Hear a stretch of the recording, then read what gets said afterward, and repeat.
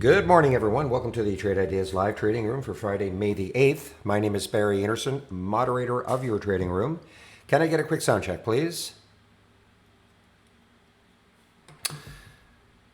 Okay, you guys can hear me. Okay, so first of all, just a note. Some of you who are part of the test drive may have got an email this morning inadvertently. Okay, it sort of jumped the gun. Test drive is not active yet. Okay, so if you have got that email, please just disregard it. Okay, number one. Number two, let's take a look at all the things that are happening. So again, the jobs numbers came out. Who cares? Markets popping. So what an incredible disconnect. But anyway, market is popping again. The cruisers are all up. NCLH is ripping higher here. They've secured $2 billion over subscription. And that, of course, is getting all the cruisers, CCL, take your pick. RCL, CCL, and NCLH. Let's take a look at some of the earnings plays. Now, I know a lot of you were following Roku. Well, there's your answer. Remember, we were talking about the bets were being placed yesterday. Looked like it was going, and now no good. Anybody who was thinking that we're going to have blowout earnings or reaction to the earnings, unfortunately, if you held this overnight, that is not good. Down $10, 7%.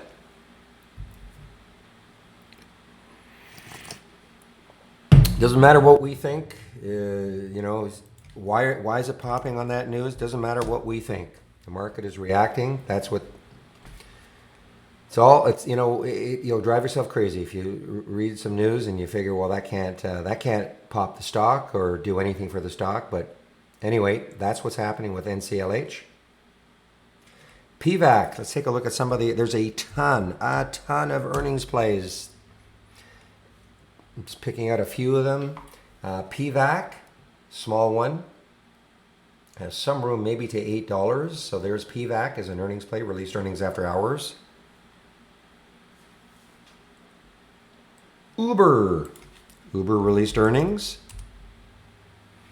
Through the 200-day moving average, big, maybe this will really get it going. There's that 200-day moving average at 31.84. It's just above it right now, but $1 over it. Released earnings. It's faded a little bit. Released after hours yesterday. It actually got up to 34 something, 34.24 after hours yesterday. So it's pulled back somewhat. Net. I know a lot of people were watching Net yesterday. Net did release earnings after hours, and not good. Down 11%, $3.33 right now.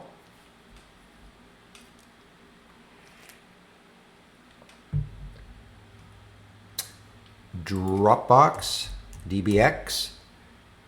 That one actually, I always call it, the bets were being placed ahead of earnings, and that was the reaction yesterday, and they did release after hours, kind of mixed. Look at the topping tail, look at the bottoming tail. But right now, Dropbox, DBX is up a little bit, 4%. Zillow. This could be an interesting one for those of you who like to play a little more expensive stocks. This is an earnings play, not very much volume yet. The volume certainly will pick up. Released earnings after hours. It is held in the pre-market. More importantly, look at the potential gap fill. $66 right up there in that weekly chart. I'm not saying it's going to get there. But that is a nice looking potential fill for Zillow. Yeah, I'll talk about. I've got FTech a little lower on my list here. Did see this in the pre-market, pretty erratic. Got down to, it was up at 105, down to 69 cents. So pretty erratic. They release next week.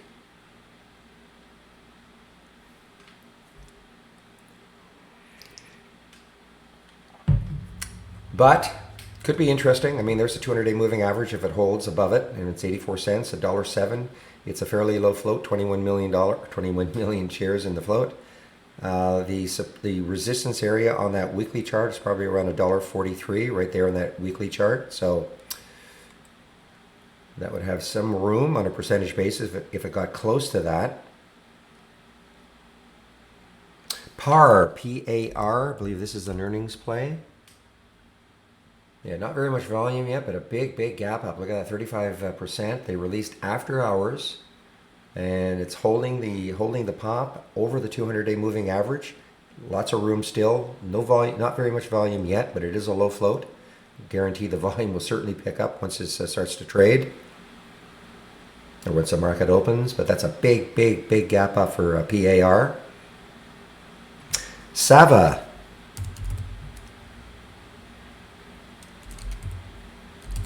Sava is a gap up on. Okay, they had earnings on the 6th. So this is kind of a continuation, and you can see it has room on that weekly chart up to that 10 level. It is now above yesterday's high, I believe. There's the pre-market action up to almost $9. So Sava is definitely active right now. Fairly low float, 22 million in the float.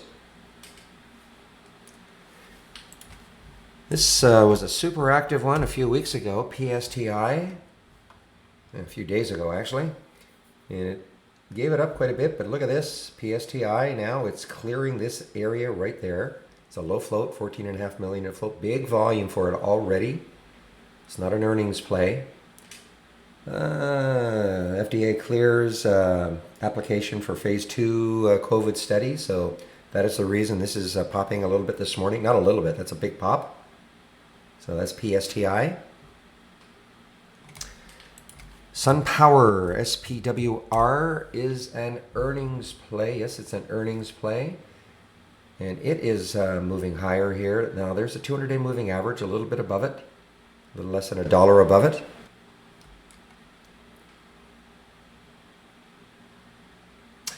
Low volume on this one, Survey Monkey. Let's see if the volume is starting to pick up. No, it's not really. The volume's not starting to pick up, but they released earnings after hours yesterday.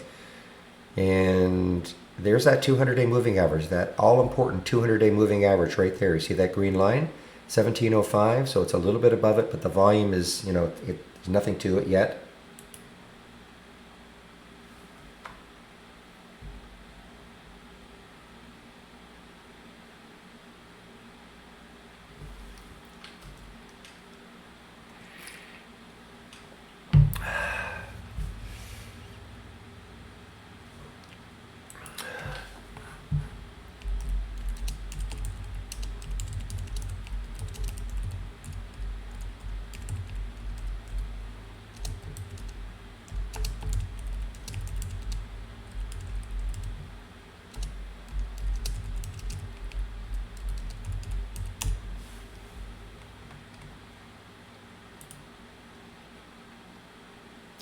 All right, let's take a look at some of the other ones. Have I covered everything on my list? I think I had. Oh, MYOS, MYOS. MYOS is I think it's an earnings play also. Yeah, cheap one. Very low float, 6 million in the float. It is pulled back quite a bit percentage-wise. I mean, it was up to, I think, is that right? It was up to almost $2, so it is pulled back a lot, MYOS. These lists right here, Dia, I'm not sure how to pronounce your name. Dia, okay. Everything I have, well, I shouldn't say everything, but these lists here, plus a lot of other scans I share. And if you click on the scans tab, okay, if you find the scans tab in the trading room, here are all the scans that I'm sharing, all right, including those two, the pre-market up and down. You just have to find them. Just scroll a little bit. Where are you? There you are. Pre-market actives up, pre-market actives down. Okay, there are the links. You can also access them from the room drive icon right there. It looks like a half open folder. Scans that I share, download. That'll go to a Word document. Then you can look at them all more at your leisure. Okay. But this is my routine every morning. Taking a look at the actives up, actives down, sorting on various columns. I actually look how many earnings plays there are. I'm going to sort on the earnings date column and both. You're going to see how many earnings plays there are today. And I'm going to scroll down.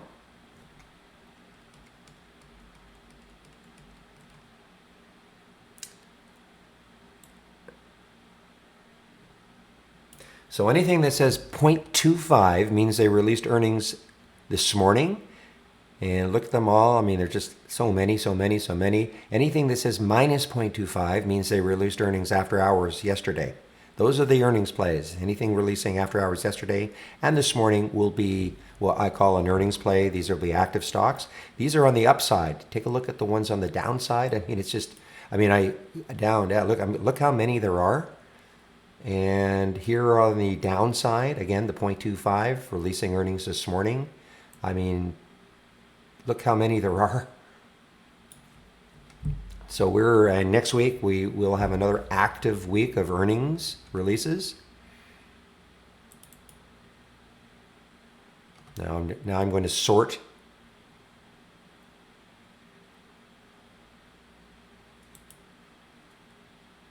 Just a second here. I'm just going to sort on the change from the close again. See the ones that are up and down the most.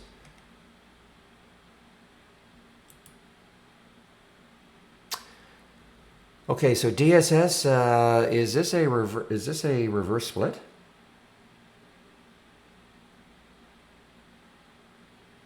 And I see why this is up like this on that.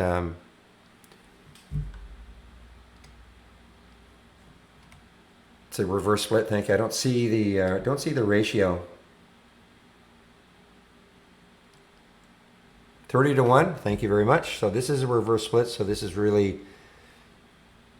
This is why it's showing that it's up to, our provider has not adjusted for that yet.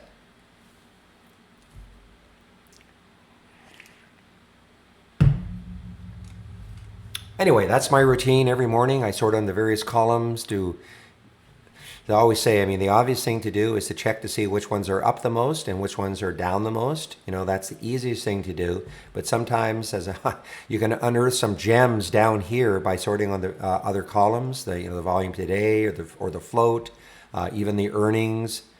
So, a little bit of work in the pre-market, but I think it's worth it.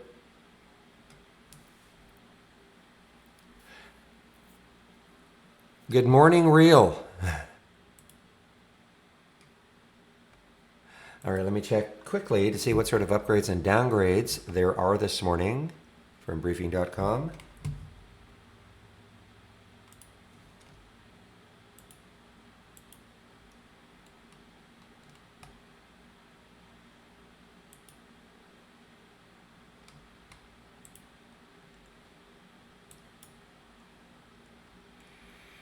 Yeah, another manageable list. Okay, so here are the upgrades.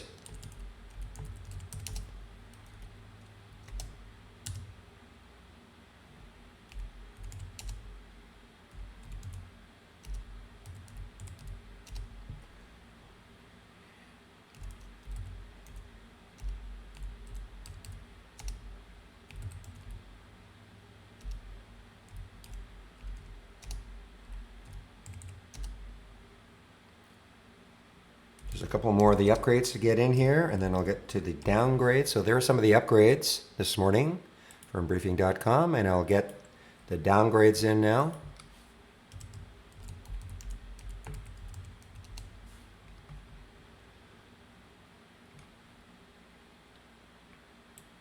Oops.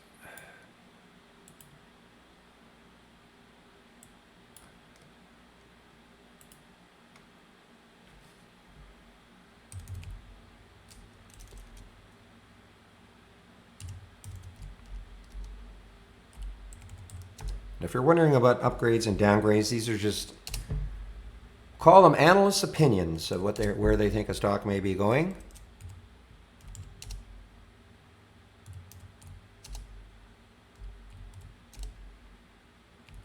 I see TTD, man, TTD, a bunch of downgrades for TTD, a big gap down on earnings for TTD. Again, I don't play those more expensive stocks, but for those of you who do, that's a big thrashing of TTD this morning on earnings. I hear FTEK is starting to move here. It could be the crazy one of the day, but as I said, I think there's some resistance around 140.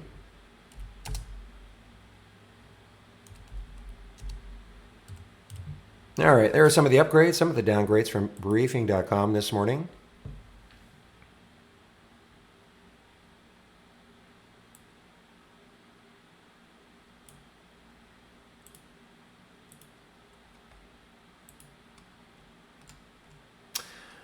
All right, so again, for those of you who might be a little bit new,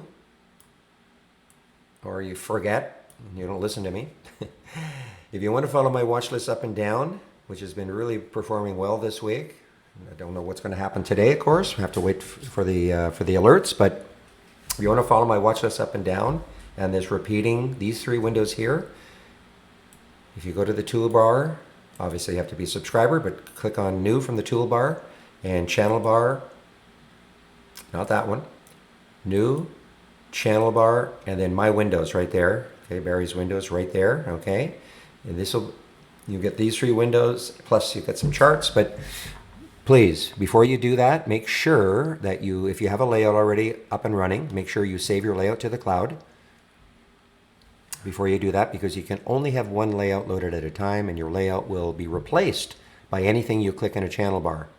So just make sure you save your layout to the cloud. These two windows, you will see nothing in these two windows until at least 9:45. I have a time delay of anything. This one will start right at 9, right when the market opens.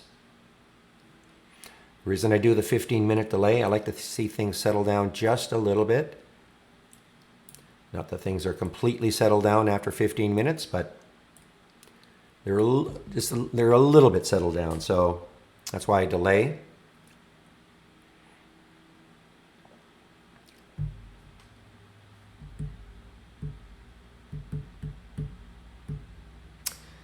And let's see what else is popping in here. Let's see, KSS, Kohl's is popping in here. When I say popping in here, again, these two, gap up and gap down, available from my scans. This is, so I look at these two and I look at these two in the pre-market,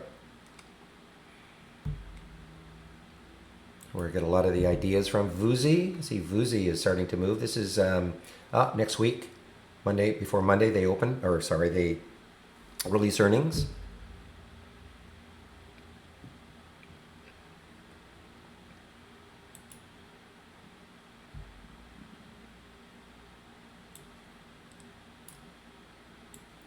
Let's take a look at Vuzi here. So another low float, 23 million in the float. And let's see, yesterday it got up to 278, pulled all the way back to 218, 219-ish. So we're closed. So it's still active, VUZI.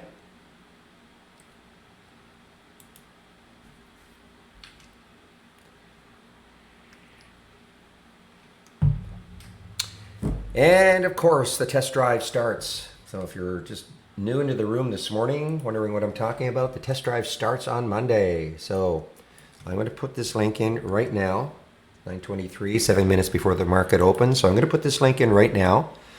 We've already had a record sign up, and we'll get more this weekend and next week. And when I say a record sign up last time, and we do this 4 times a year. The last one was in November. We had over 2,000. We're over 2,000 now already. And so what is the test drive? Let me just click on that link and I'll show you. So there's the test drive link.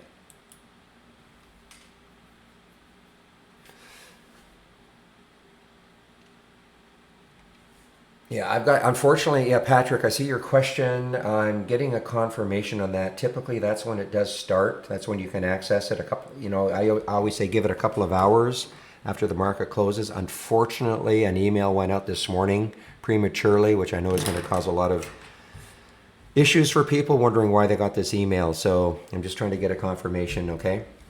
But anyway, regardless, May 11th and May 22nd, that is the test drive. 10 trading days. If you can start on the 11th and finish on the 22nd, then you'll get 10 trading days with our premium service, just as if you were a premium subscriber. It'll cost you $8.99. You'll have access to the entire package, okay? And I'm just trying to get a confirmation. Normally what we do is we allow access to the program a couple of hours after the market closes today. So you can play around with it on the weekend. Certainly sometime on the weekend it'll be active, but I apologize for not being more definite because accidentally an email went out this morning saying that it was already active, and that of course is not the case. Anyway, May the 11th to May 22nd, and I always say up to 10 days, okay? People get a little confused, and I don't want to mislead anybody. If you can only start, say, on the 12th, you'll get 9 days. You can start on the 13th, you'll get 8 days. You know, you'll get 10 days if you can take advantage from May the 11th to May 22nd. And it's also open to our standard subscribers. If you have a standard subscription right now and you want to try us out for those 10 trading days, it'll cost the $8.99. If you want it, we'll upgrade you to our premium service. The other question we get asked a lot is once the test drive is over, it's over. There's nothing for you to do. You don't have to unsubscribe. We don't put you into a subscription. We'll have a nice promo code for you if you do want to take out a subscription, okay? But don't have to worry. We don't automatically put you into a subscription.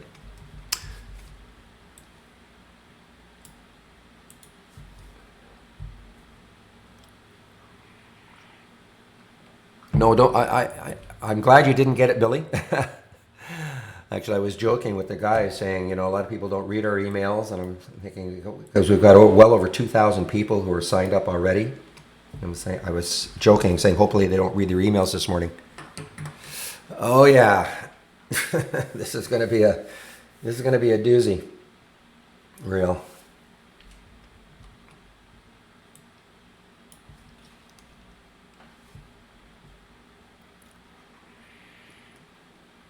Or you can sign up again, Kevin.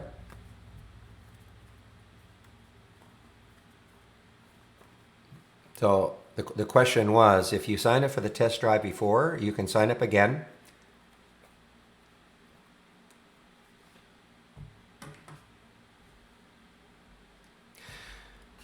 Yeah, I got to tell you guys, I mean, we're in a business that is,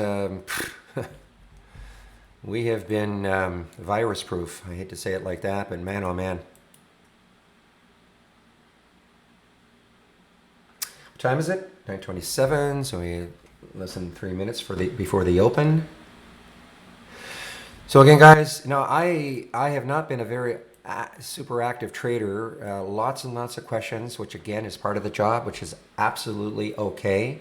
People ask me also, I mean, am I going to tell you what to buy and sell? No, I'm not. I will be showing potential ideas all day long. It's up to you if you want to take them, of course. If I take a trade, I'm going to tell you, and I'll be able to post it.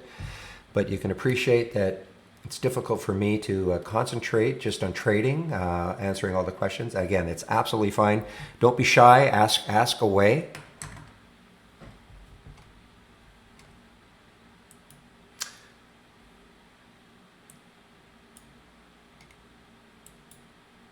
And I'll be demonstrating our paper trading module all day. This is the paper trading module that you see right here. This is called Brokerage Plus, and how you can, if you're a new trader, you can just, you know, this is part of the standard service. So if you're part of the test drive that's coming up, you'll have access to Brokerage Plus, and you can paper trade, practice simulated trading. Fantastic way to practice trading before you commit your hard-earned money.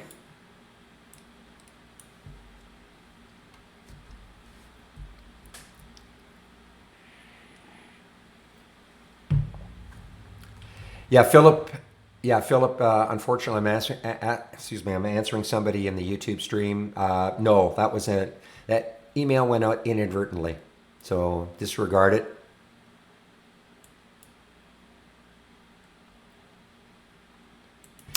Well, I mean, if you look at VUSI yesterday, you know, you look at yesterday's action, it's getting very close, isn't it? There was the high of yesterday. 1 minute, yes, less than a minute, almost 30 seconds to go, less than 30 seconds to go. So I'm assuming what's going to happen, Philip, and anybody else who received an email today, this morning, saying that your account was active, you'll probably get another one. Hopefully it'll say, oops, sorry, and you know, here is, just give me a second here. Here is the email now that you can follow, not I'm assuming that that's what they're going to do.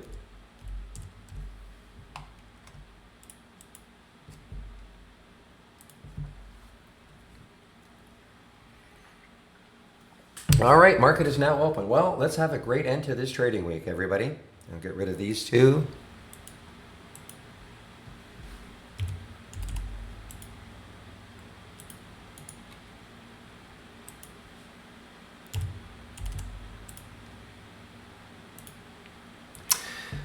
All right, well, listen, guys, VUZI is now, at least it was. Is that still up there? A second. Yeah, it's up, just challenging 3 now. Yeah, and FTech was halted.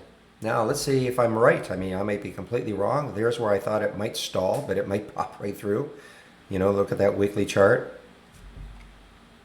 Well, you have to have some experience, Money Me. I mean, how do you know which stock to trade? I mean, that's a difficult question to ask.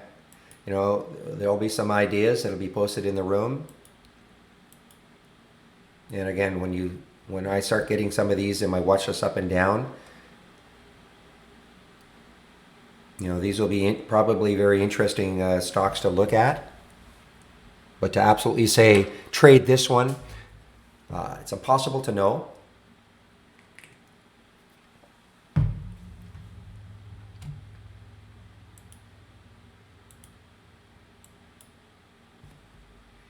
All right, SunPower is still on the way up. Well, actually a massive pullback. Look at that. I mean, pre-market 853 was all the way down 785. That's why I don't like trading that first 15 minutes. Things can be very, very whippy. Space. Ooh, look at the volume that came into space.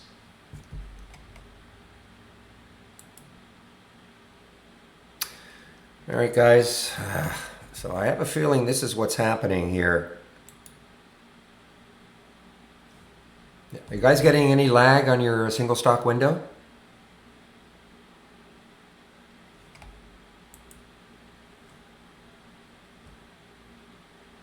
I'm going to just do a reset of my account.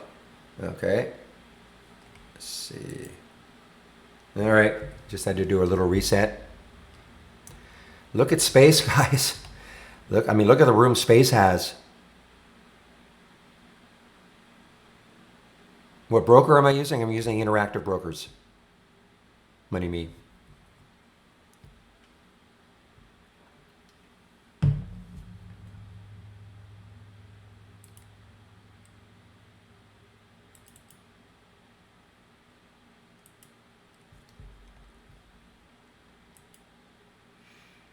You got a fill just before? Well, let's see now. Let's see what it's stacking up at. It's stacking up right at the resistance area. I'm looking at the bid ask, 144, 144. Again, this is part of Interactive Brokers, okay? This is not, you know, your broker will have something like this. This is not part of Trade Ideas, okay? But I'm just looking to see, there's the halt at 135, and the bid ask is stacking up a little bit above, right at that resistance area. I mean, it looks, you know, it's very possible it's going to pop right through.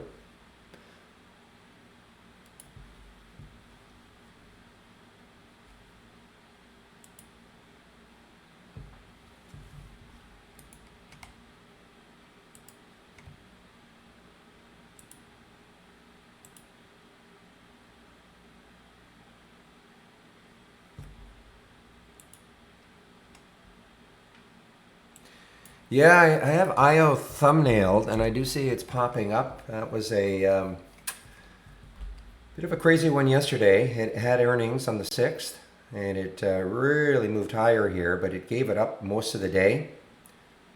Excuse me, did not hold anywhere near where it popped to. Faded all day. So I would probably... Was there an oops message? Okay. Good.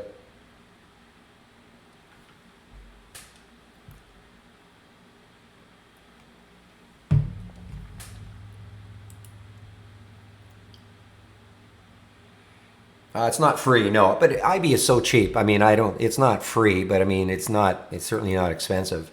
And don't ask me how much it is. I haven't looked at my account for 3.5 years. But it's not expensive. Tutor Parini was an earnings play on the 6th after hours.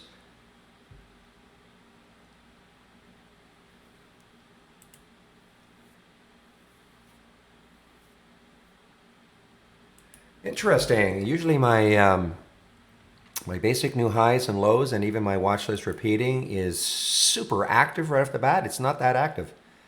I mean, obviously there is some activity, but if you have this one, I've got a sound alert on here, and usually it just goes crazy the first 10 minutes. So not quite as. All right, so look. So there was the NCLH. You see how it got down to 12.50, and now it's popped right back up. VIPS, not an earnings play, okay? So VIPS is on the way up here. I think this is an Indian stock. Oh, China. I thought it was, for some reason, I thought it was India.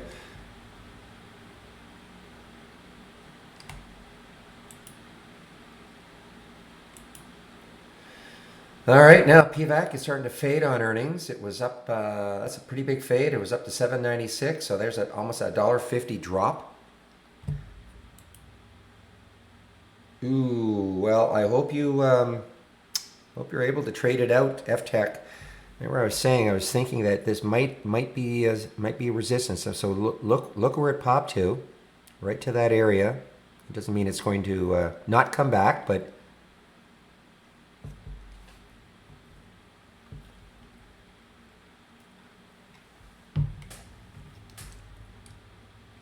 All right, now the market was strong at the beginning. Maybe it's going to have a bit of a reaction to those employment numbers or unemployment. I don't even know what to call it anymore. But there is a red bar now.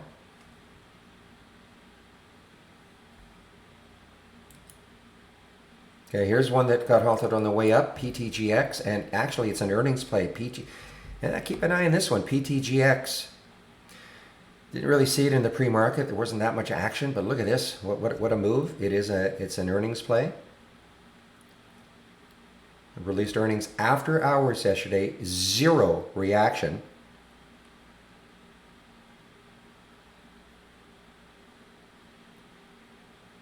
Which one are you talking about from Interactive Brokers, Philip? What buyer and seller? Are you talking about this one?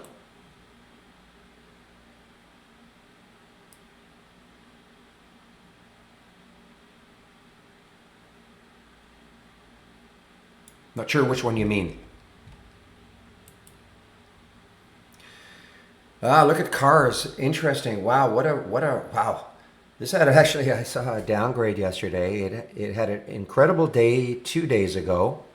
It was actually an AI alert right there at 5:53. It got all the way up to 740-ish.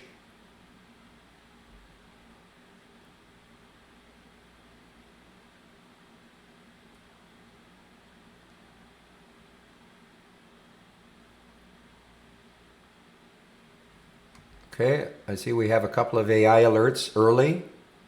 I'm not sure which one you mean with institutions. I don't usually have a...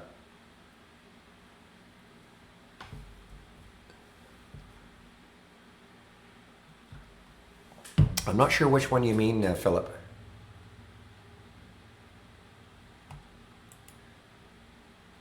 PVAC, wow, it's really giving it up.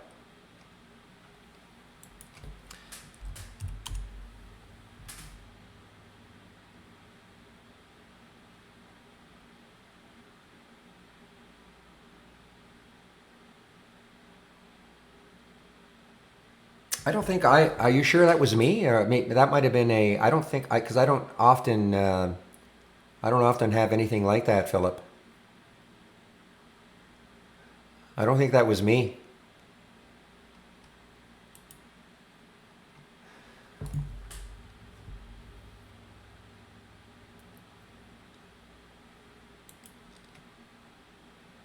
Yeah, I don't think it was me, because I don't really pay attention to that.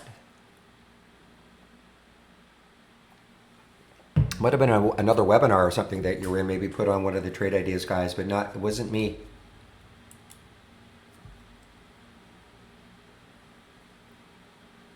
Yeah, the SPY opening candle so far this week.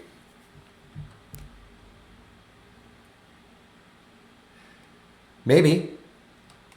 I mean, we have insiders. We have an insiders tab here, which, kind of insider trading, but yeah, definitely not me. I just don't pay that much attention to it because I'm not into the the more expensive stocks, the ones that institutions are kind of more all over. Institutions aren't usually over the stocks under $20. Usually. Okay, Axel Rose, there we go. AXL, this is an earnings play. No action really. A little bit of action in the pre-market. AXL.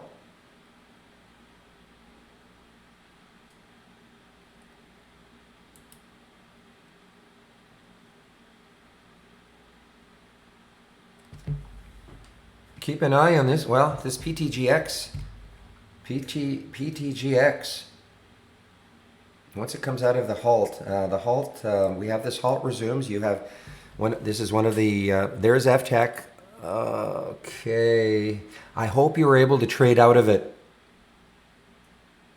I mean, it may come back, but again, that 140 looks like it's a pretty decent resistance if it pops through there. Okay, there's the PTGX just opened. Again, this halts resumes. One of the scans I'm sharing.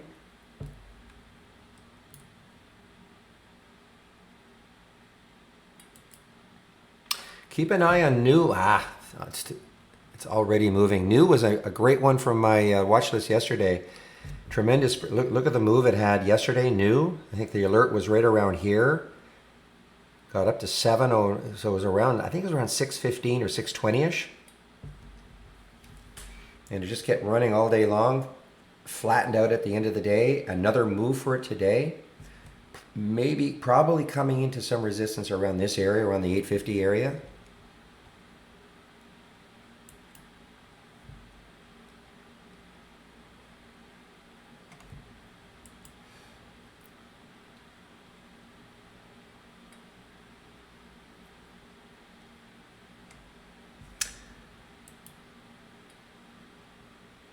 Well, it was halted. It's open. It just opened, unless it got halted again.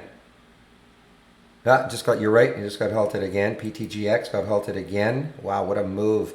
Really didn't see, I don't think it had that much volume in the pre-market. That's why I didn't see it. PTGX, and it's an earnings play though. Now, if you look at this one, you think probably some resistance right around here. You see those two weekly candles right there. The highs right around the same area, around 1370-ish or so. So this could be, if it doesn't pop through here, this could be a fade candidate. So you just have to see how it reacts up to that level here.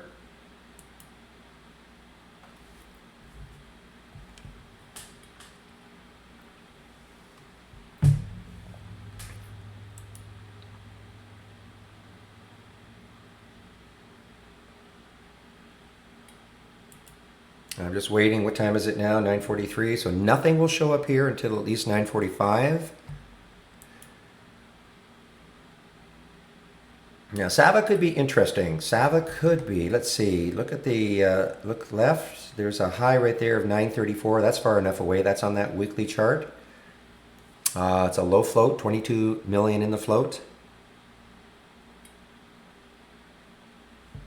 PBYI Puma.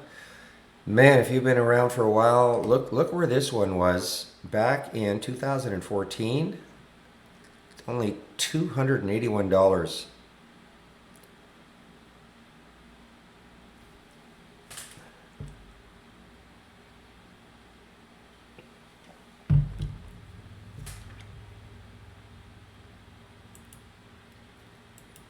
Yeah, I really don't have one like that, Philip.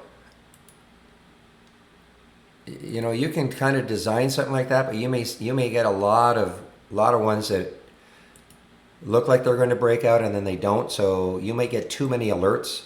I don't have. Look at SAEX, guys. SAEX, another. Wow, this is a super low float. 3.9 million in the float. Very low float. Coming right into the 200-day moving average. 218. Will this stall it right there? This is not shortable for me at Interactive Brokers. Look at that. Popped right to it.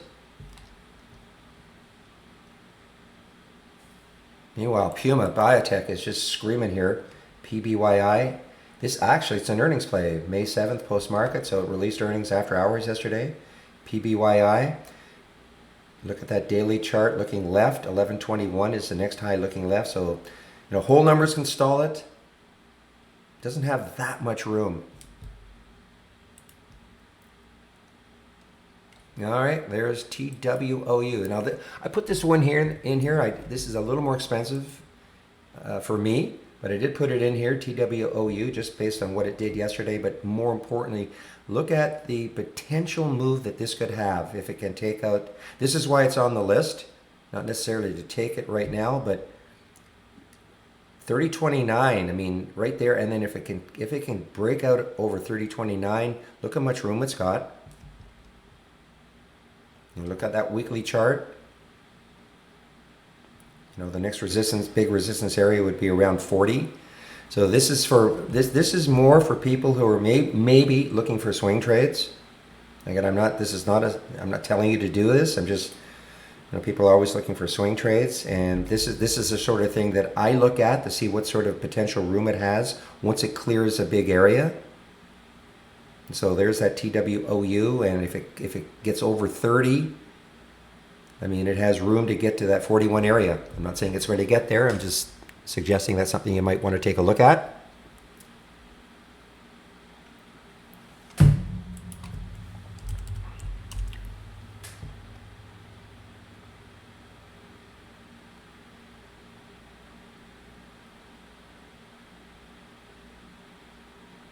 So I don't consider HASI ranging that much, to be honest. I mean, on the daily chart, I mean, I see the range from 29 down to 25. That's a $4 on a. So I don't see that it's really consolidating.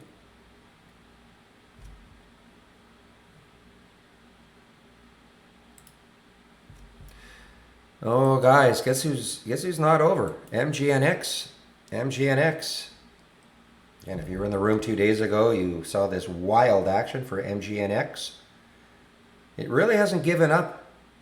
It's pulled back a little bit from the absolute highs, but it didn't do an utter collapse or anything.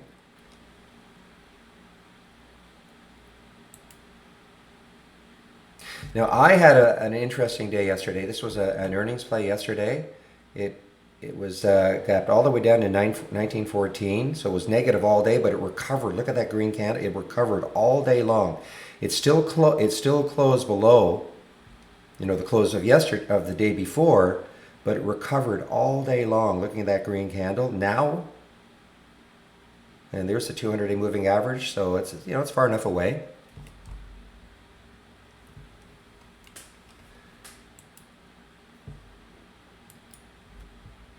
Okay, guys, so Sava, there's the pre-market high, so it has some room, 899. I think 9 could probably block it, but so there it did show up here, 856.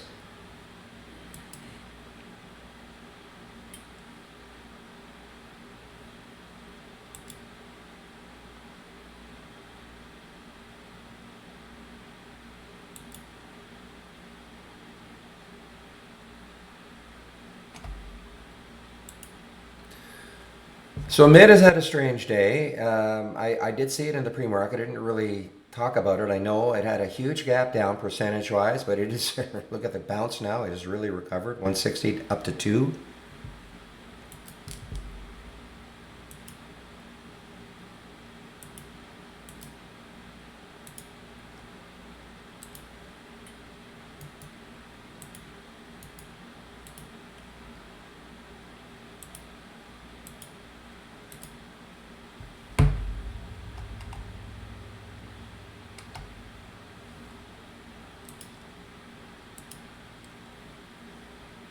Now look at net guys, another gap down, earnings after hours yesterday, and there was the action after hours, big gap down, now continues down, and that's for the net.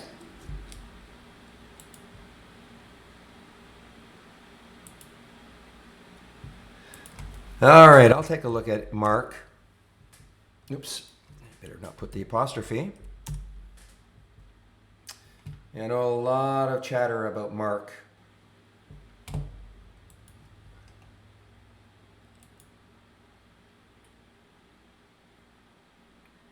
So if you have the AI, you know, there's been a few alerts already.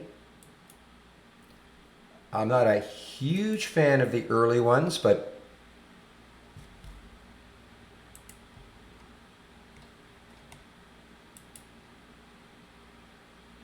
I thought it was more of a virus play, to be honest, Flavio. Something to do with heat scanning, the thermo scanning.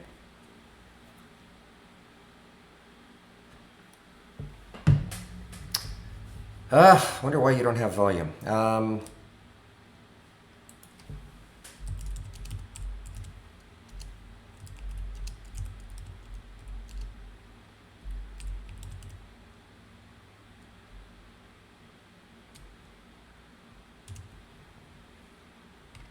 AKBA, guys, AKBA.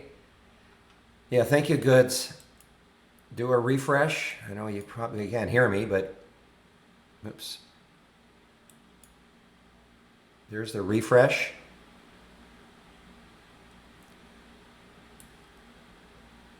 Yeah, well, the developer of the room always suggests Chrome as the best browser to use. Though some people, for whatever reason, Chrome doesn't work that as well as Firefox. So CWH. All right, guys. Sugar.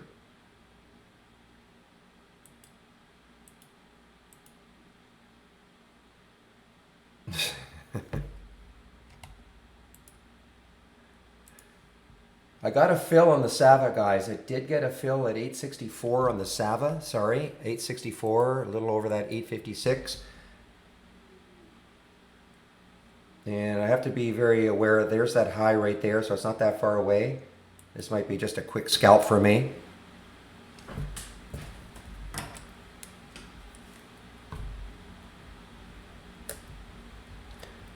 I will get it in there. I just want to watch it. I don't want to see it give up.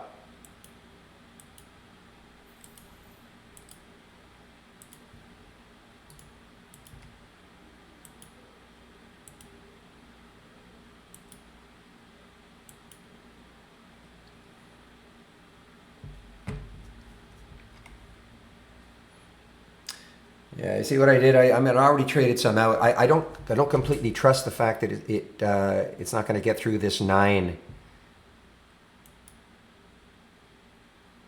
So I got rid of some 864 to 872. Nothing fantastic. I will keep an eye on it. If it takes out 9 later on, I could easily hop back in. I just have a feeling it's going to really struggle to get through 9. So, okay, 29.48, so 29.92. Keep an eye on this one, guys. TWOU, if it takes out 30, and then especially if it takes out, well, there it is. There's the high right there, 30.06 and 29.70. This could have a nice run if it takes out 30, guys. And that's the TWOU.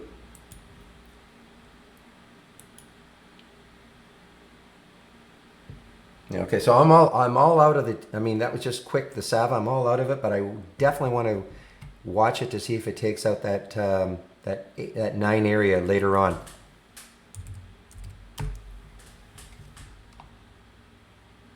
I was just worried. See what happened in the pre-market?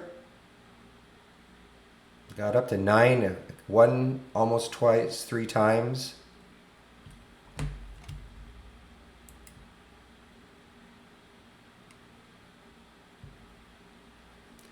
Meanwhile, CWH, wow, so big gap down. So this was a earnings play. Now, again, well, the resistance looks like it's far enough away.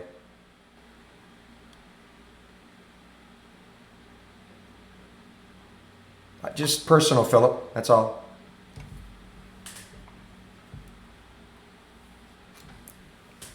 You know, I mean, I just because they can give me the best. They can give me the best percentage moves. You know, but that's just a personal choice. It's not a recommendation. The question was, why do I look for stocks under 20?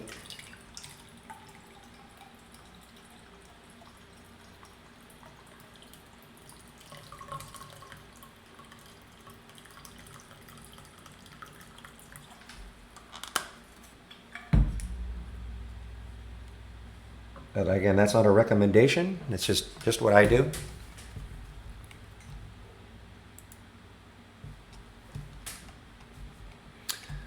Okay, so let's take a look now. So here are the first two alerts.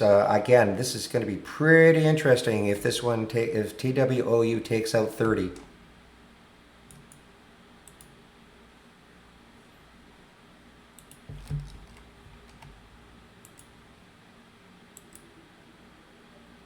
Yeah, I see. I have ACPA. I have ACPA actually thumbnailed, and I see it is over 12 now. Big area. I think it's on my watch list. Is it on the watch list? No, I think I have.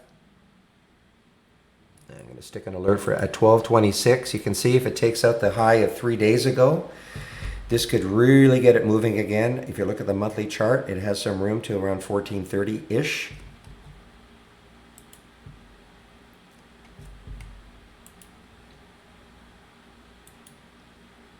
So let me just quickly get this up here. If you're wondering why I don't put it up immediately, it's because sometimes if I spend the time posting it, I knew this one's probably going to be pretty whippy to start, so I have to be watching it before I can post.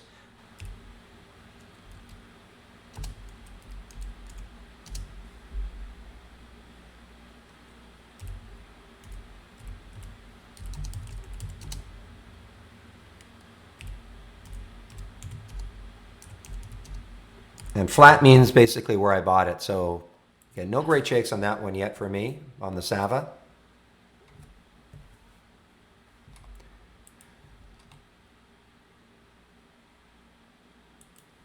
Axle, I mentioned Axle earlier. Is this an earnings play? Yes, it is an earnings play. Axle, AXL. It's got room, guys. Look at the room on that weekly chart. So you hear me say this all the time. You know, that's why I have these time frames up. The daily, the weekly, and the monthly. Most of the stocks that I'm looking at are already near a high of the day or near a low of the day if I'm looking to short. So that's why I'm always then looking left to see, okay, it's near the high of the day. I don't have to worry about intraday resistance. Where could it stall on the higher time frames?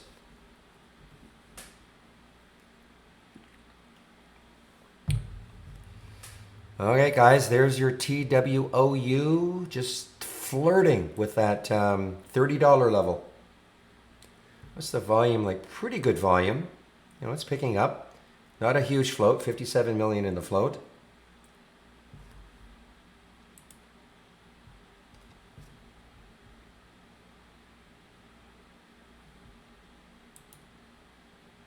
Yeah, man. What I and that's halted on the way down now.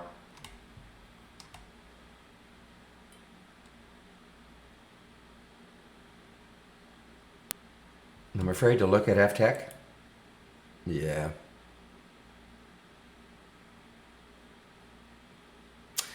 Well, I mean, you know, sometimes it works. You know, I have to look at you just have to look at that weekly chart.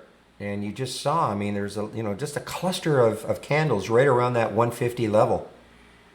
And that's kind of where it got up to 149, you know, so it was going to struggle to get through here. And that's exactly what happened. Doesn't mean, and now it's below the 200-day move. No, I'm sorry, that's the week. There's the 200-day moving average right down here. FTech was not shortable for me, no.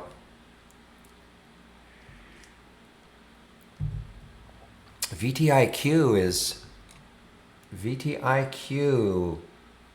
Wow, look at VTIQ. Look at that. Look at this candle well, it's a big candle today. It's a littler one yesterday. Didn't quite break free of all this yesterday. Look at it now.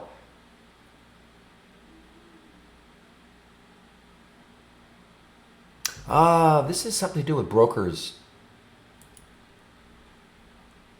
Yeah, this is I still don't quite understand their business. When you read the business summary, it does not have significant operations. But I remember this one this week. Now look at this. All right, just give me one moment, please.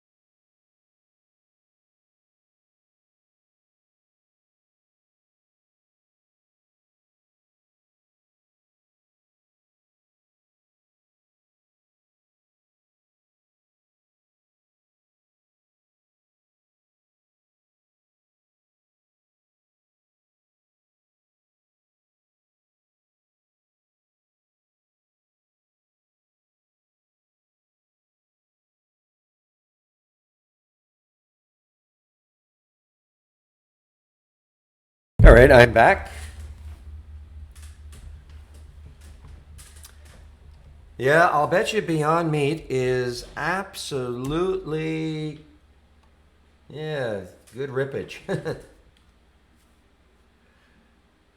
That's a tremendous daily. Look at this break now on the daily. You know, a couple of days ago, of course, it was over the 200-day moving average. Look at that. It broke through, finished here yesterday. A little bit of a pullback. Of course, you know, well, everybody understands why.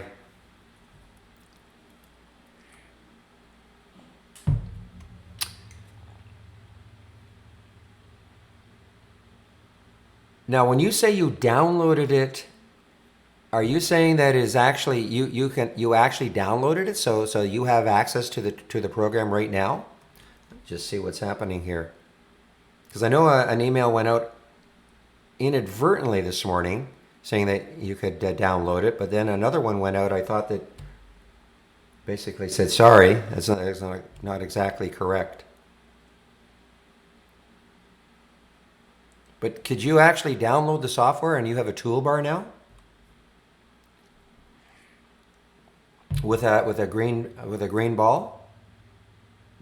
The green ball meaning that you now have a live.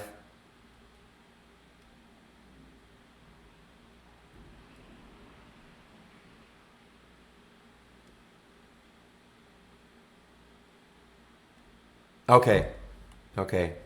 Let me know, please. Yes.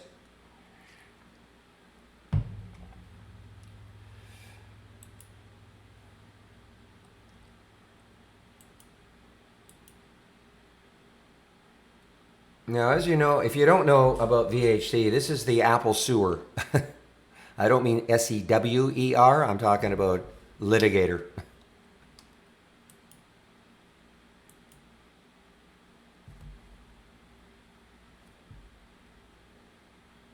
Yeah, okay. Thank you, Rocco. Yeah, so the download is not working. So what I'm going to do, this is what I would do, okay? Because once it is working, and I just don't have a confirmation exactly when it will start, usually, you know, I would give it a couple of hours after the market closes today. But if you go here to the room drive icon and click on scans that I share, download, then all the scans that I'm sharing will be there. Then you can take a look at them. Once you do have access to your program, you'll be able to take a look at them and load them. The ones that you might find interesting, okay?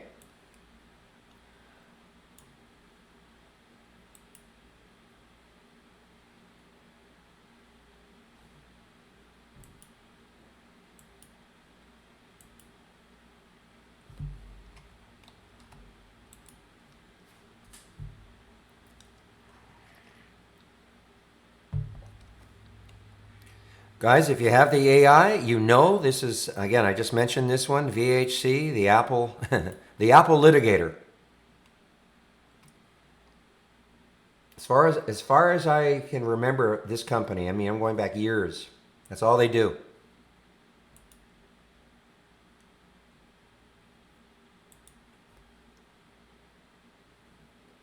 Okay, so look, wow. Look at that bottoming tail for the SPY. I don't know if that's right. I mean, there was that first. I don't know if that's really. I don't know if it was real. I don't believe it was a red candle all the way down here for any length of time. But the SPY is starting to recover a little bit now.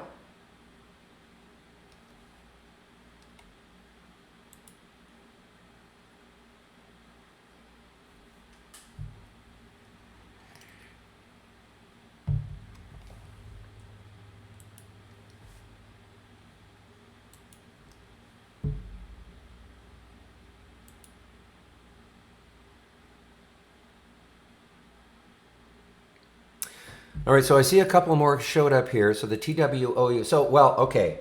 If you're swinging this, okay, I mean, obviously, if you're going to swing something like this, you have to put a wider stop. You know, I don't really know.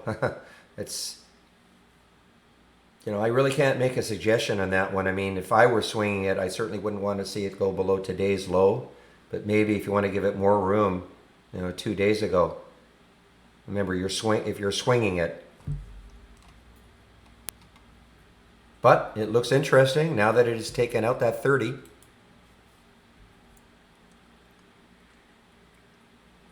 And again, look at the room.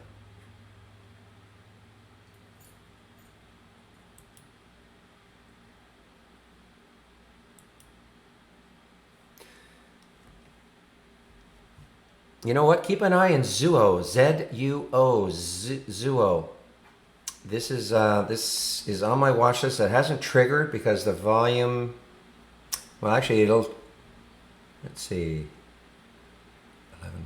This might trigger very soon on the watch list because now the volume is okay. No, I'm sorry. The volume has to be 150,000 shares, so that's why it's not triggering. But take a look at it. 1109 or so is the high. Next high looking left. If it cracks that, let's see, the week, 1114. This takes out 1114.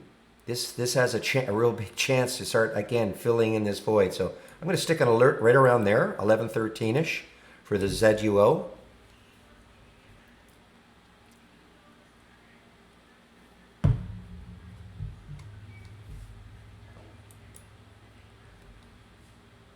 Okay, I see Sava is starting to drift down now. So that was just a quick trade for me anyway.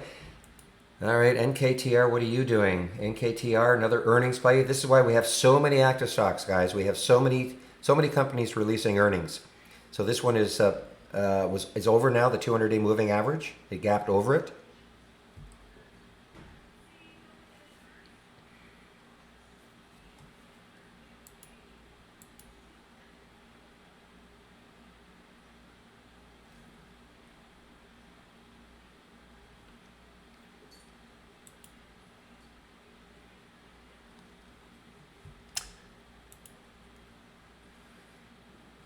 Another earnings play, TDC. They release earnings after hours. That's that mauve area right here.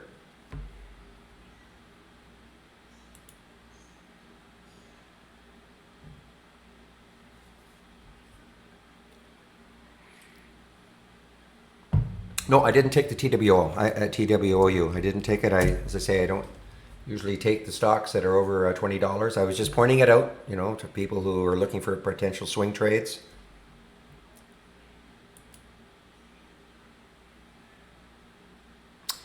All right, so SPWR, yeah, triggered here at 8:30. It's just sort of hanging in that area. There's the pre-market high. It was pretty erratic to begin with. Let's see if it can settle down a little bit and move. And if it takes out that pre-market high, is that the first candle? Let me see. No, that's the pre-market high. Then this could have a nice little run in it because it has room up to the 10 area.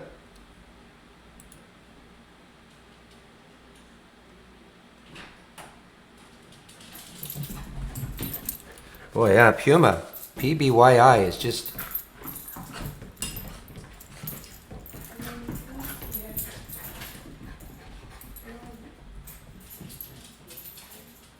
Yeah, ACB is a mess.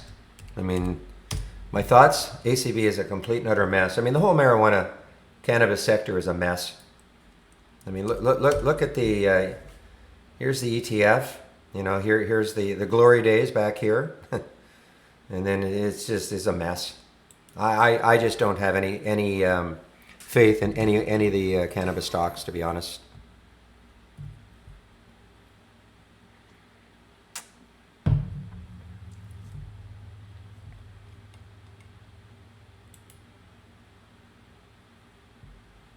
But listen, good luck. You're in a small position. Good luck. Yeah, I know they're doing the reverse split.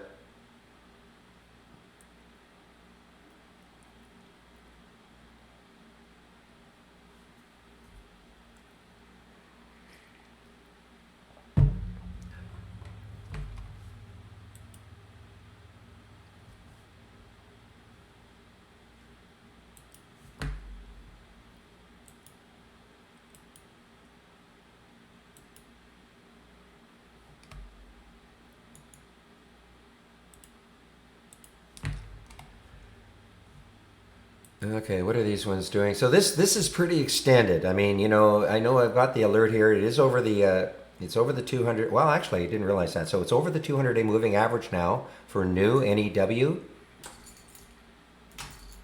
There is the 200-day moving average, 763. So it did pop through it. Doesn't have a lot of room, guys. I mean, I'd be a little reluctant. I'm looking at that weekly chart. I think 8 could be a real stumbling block for it. So I'd be a little reluctant on this one. The only good thing is it popped through the 200-day.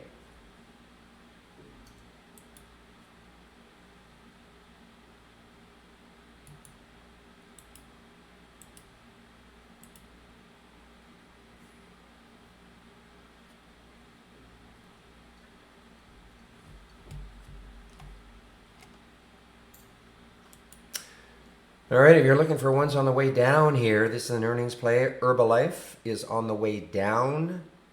I'm sorry. Well, okay, it's up. It's still up for the day, but it's starting to give it up. I'm sorry. It is actually up still 10%. It's an earnings play, gapped up after hours, but it's starting to give it up.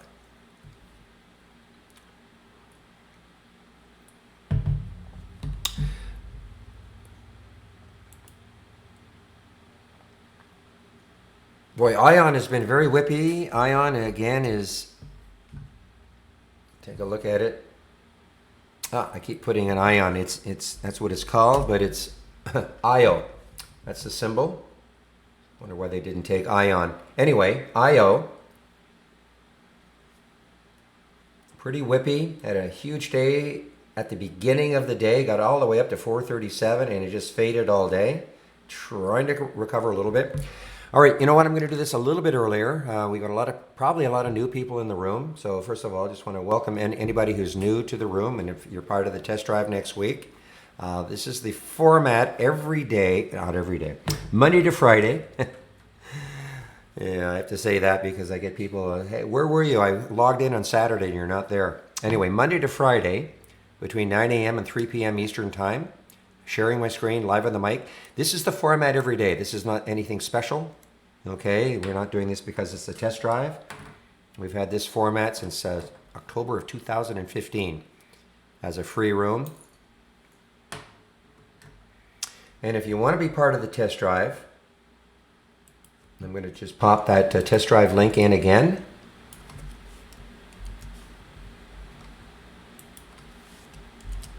And I'll explain what the test drive is all about, put it in the stocks only and also in the off topic, and I'll pop it into the YouTube feed. Okay, so the test drive, if you click on that link right there, you'll be brought to this page. So it starts on the 11th. That's when you'll start getting live data. I'm still waiting to find out exactly when you'll be able to download the program. It's usually a couple of hours after the market closes today. Then you'll be able to play around with the program for the balance of today and certainly on the weekend. But the live data starts on the 11th. So from May 11th to May 22nd, you can have access. Those are 10 trading days plus the weekend in between. For $8.99, you'll have access to our full premium service, including paper trading, simulated trading. You'll have access to our AI, okay? Just as if you were a premium subscriber. If you are a standard subscriber, you have a standard subscription, you can also partake in the test drive. It will cost $8.99, but we'll upgrade you to our premium service for those 10 trading days. Again, I just want to reiterate, it's 10 trading days if you can take advantage between May 11th and the 22nd, okay? If you can only start, say, on the 12th or the 13th, it'll be less than 10 days. I just want to make sure everybody is aware of that. We do get the odd person say, hey, I signed up on the 13th. How come my test drive is over on the 22nd? Okay, so how come I didn't get 10 days? So you can sign up, and it's a great opportunity to try us out. One of the big questions we always have is, do you have free trials? And we don't. One of the reasons is why we even have to charge the $8.99. We have to pay the exchanges for the data. They don't care that we want to give it. We'd love to give it away for free, make it completely free. But The exchanges, of course, still want to be paid for their data. And this is all live data, real-time data.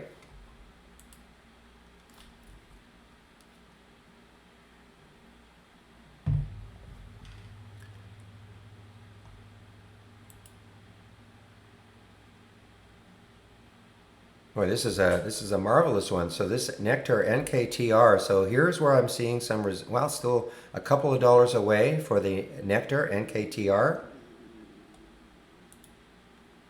This could,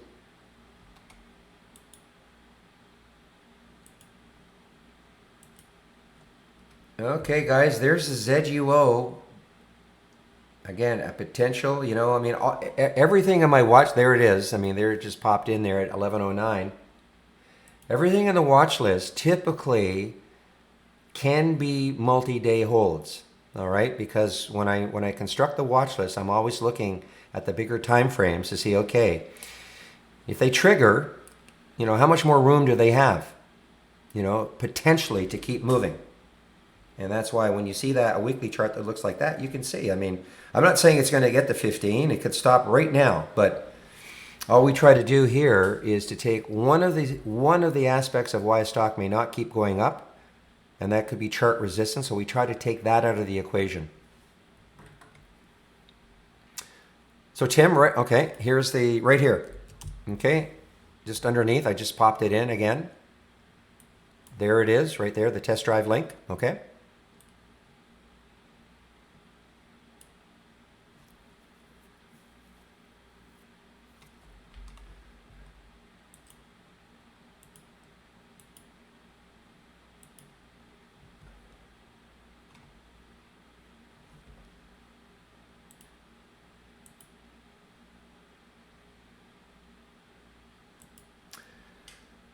All right, guys, I took the ZUO, all right.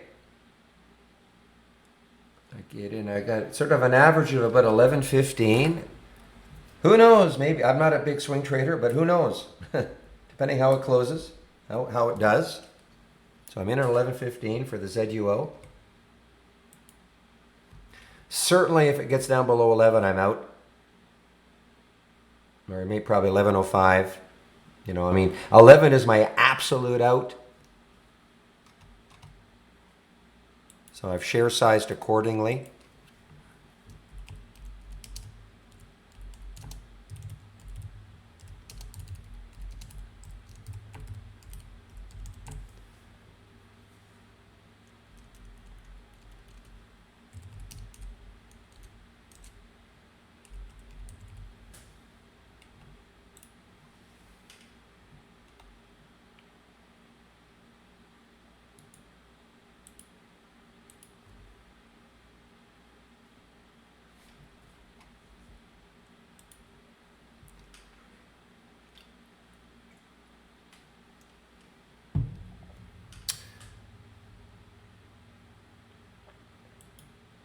Yeah, man, Puma just continues to move here. Puma, PBYI.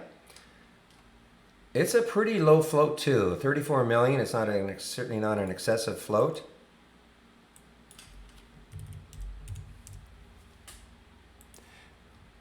Now, guys, listen. I'm managing this trade on my own. All right. I'm not going to tell you when to get out. You have to, you know, only you have to make that determination. You know, when you want to trade some. And that's the ZUO, so please don't wait for me to say, okay, you should take some out at 11:30, or you have to manage to trade.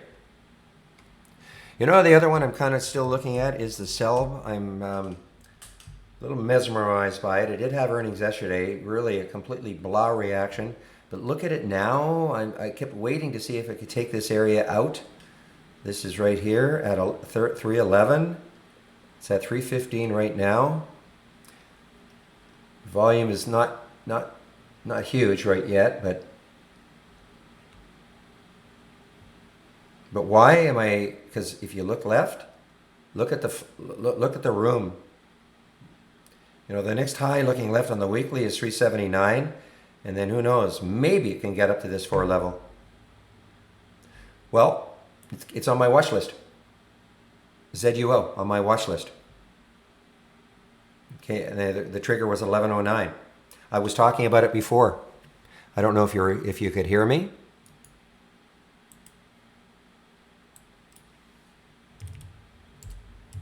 Before it actually triggered,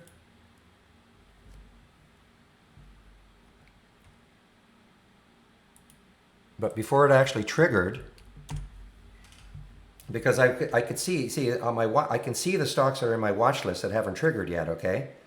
And I said, and it was getting close to that level right there. I said, well, if it can take out 1111, then look left. Just look left. Look how much room it potentially has.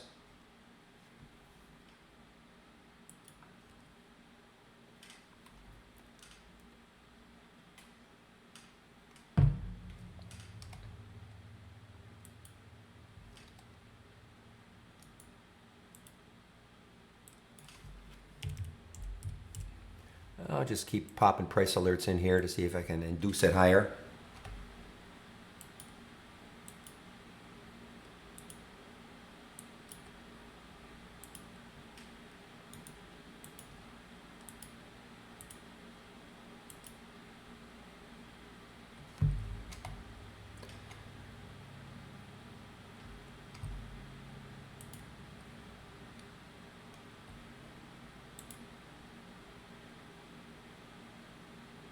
Yeah, everything you see here is part of the standard subscription, okay? You don't have to do anything.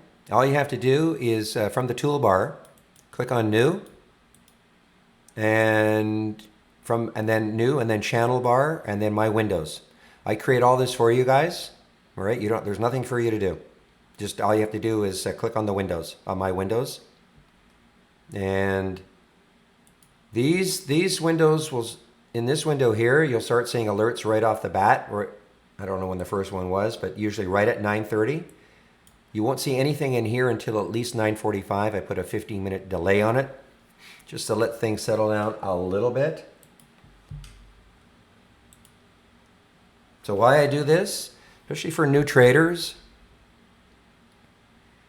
but also me. I mean, I'm using it almost exclusively too, just so you only have to concentrate on a few stocks for the day. Because, I mean, the market can be overwhelming.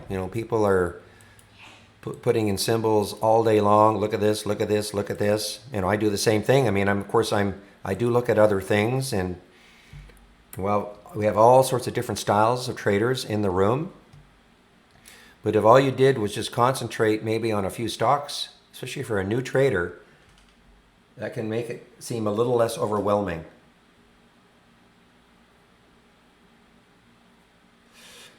Yeah, I don't really. I mean, I could have started again. I was demonstrating how you can auto trade, but I don't, okay? And I do not recommend auto trading the AI. It's the only thing that, in fact, in the test drive, the only thing that you cannot do if you have an Interactive Brokers account is to auto trade the AI with your Interactive Brokers account. Okay, but we don't recommend it. I'll tell you that right off the bat. We do not recommend it anyway. Our AI is best served. I mean, we've got one tremendous one so far, VHC. I'll show you right there. There was the alert. But from my point of view, great watch list for the day.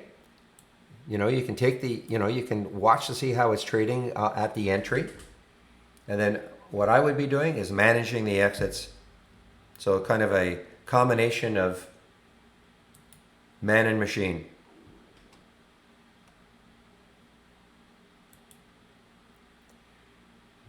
I definitely don't want to give people the idea that, look at PSTI, guys. So this did have some news. I think it was FDA. Yeah, it does show the entry and the exit. The suggested exit. There's the exit price. Sorry, the stop price. It'll show the stop price. Okay, where the suggested stop price is. All you have to do is load the window and let it happen. There's nothing for you to do. Just let it happen.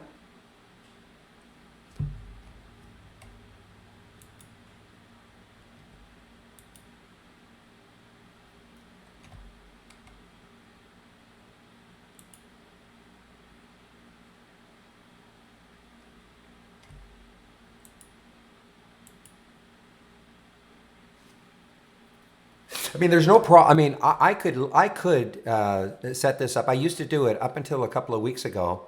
I was actually auto trading the entries of my watch list. I decided to stop doing that. I mean, because sometimes you see what happens with the watch list is that, in fact, yesterday was a good example. I think we had one that popped, you had the alert, and then it dropped immediately, and then it came right back up to the alert price. And it turned into a pretty, it was a short trade, but a very good short trade. And so had I taken it in an auto trade, I would have been stopped out as an example. So I'm tending to use this way more as a watch list.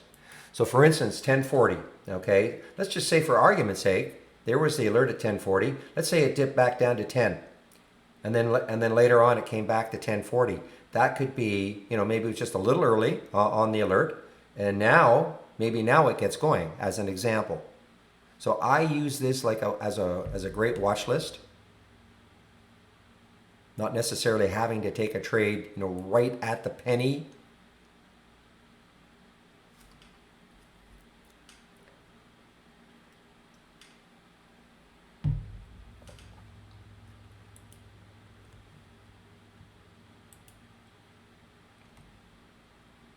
All right, typically I start doing this at 10:30, but I think I'll start a little bit earlier today, 10:27. This is when I start going over all the features of trade ideas, including Brokerage Plus, paper trading, the AI. Okay, so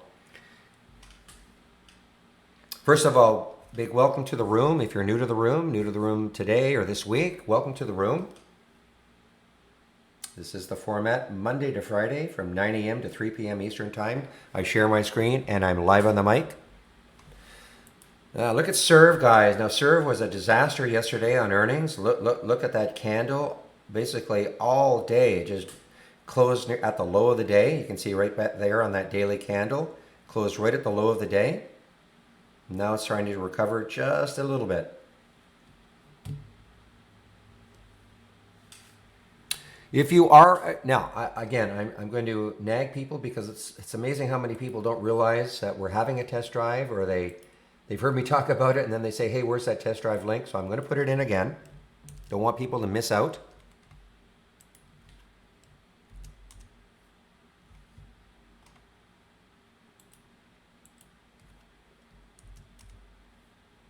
So there is the test drive link right there. I popped in right there. There's the test drive link. You'll be brought to this page. You can sign up for it. Right now, what you're doing is you won't have access. I keep waiting to see when exactly that's going to happen. Hopefully, it's a couple of hours after the market closes today. So you have the rest of today, after, say, 6 o'clock Eastern Time.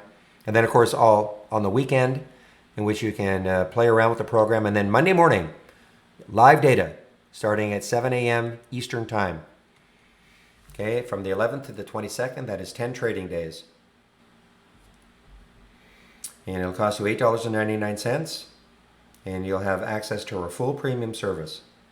And again, if you're a standard subscriber and you want to try our premium service out for those 10 trading days, you're welcome to do so also for the $8.99. Once the test drive is over, there's nothing for you to do. You don't have to unsubscribe. Don't worry, we're not going to push you into a subscription. And that's the same thing with the standard. If you're standard and you upgrade to premium for those 10 days, you'll be moved back down to standard. Of course, we'll offer you a very nice promo code if you do want to take out a subscription, or if you're standard and you want to maintain a premium subscription, we'll offer you a very nice promo code. I want to talk about some of the links. And Barry will be glad to answer all your questions next week. Yes. So I want to talk about some of the links right now.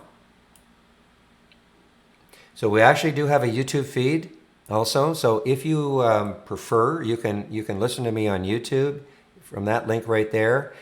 I share my screen also. The room is just the room. Obviously, if you're in the room, you know you're in the room. But this room is a little more robust. There are way more traders in the room. A lot more interactivity. Also, it's a lot easier for me to give you links that you might want. But if all you care about is listening to me and seeing my screen, then the YouTube feed is fine. Training or education, there's a great link. I want to show you, if you click on the training or education link, I really, really recommend, this is a very good link. right here. Where are you?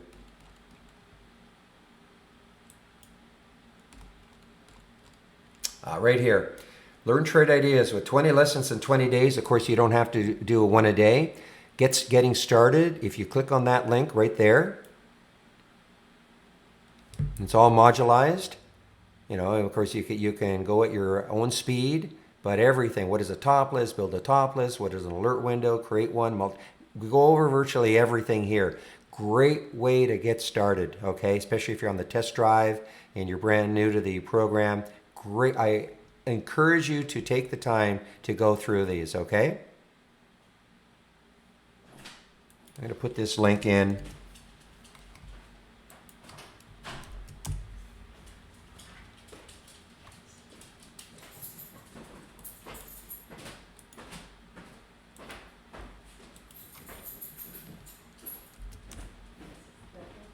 I'm just going to put that link in. I highly recommend it. Okay? I'll give you a good overview of our program. So you look at it over the weekend and you start your test drive Monday morning. You'll have you're not going to be an expert or anything like that, but at least you have an idea about what Trade Ideas is all about.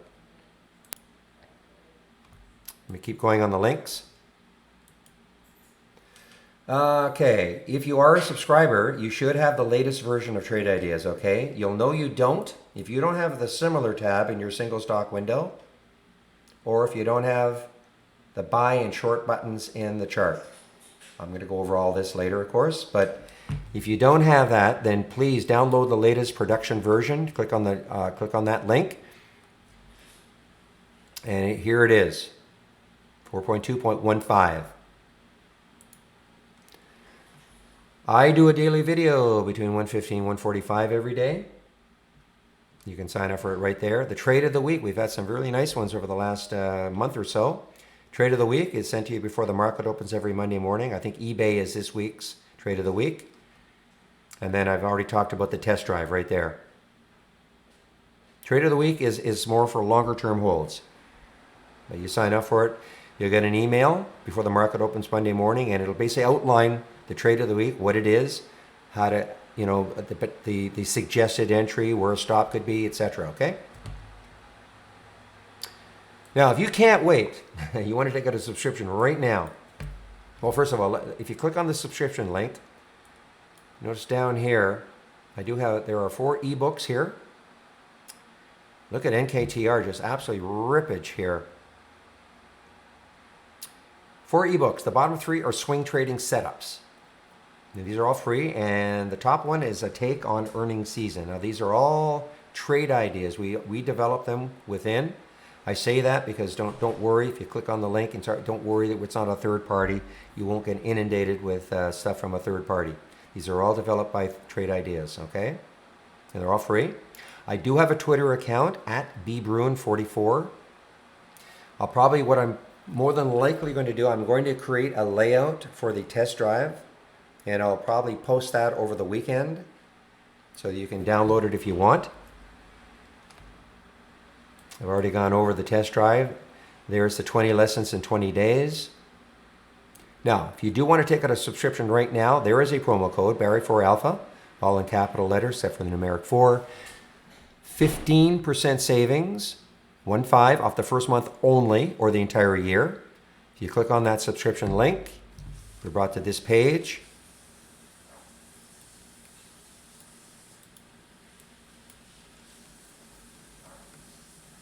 Excuse me, we have basically 4 plans. We have the premium, the big one is the premium yearly, $22.68 a year minus that discount for the 15%, or the standard, $10.68 a year minus the promo.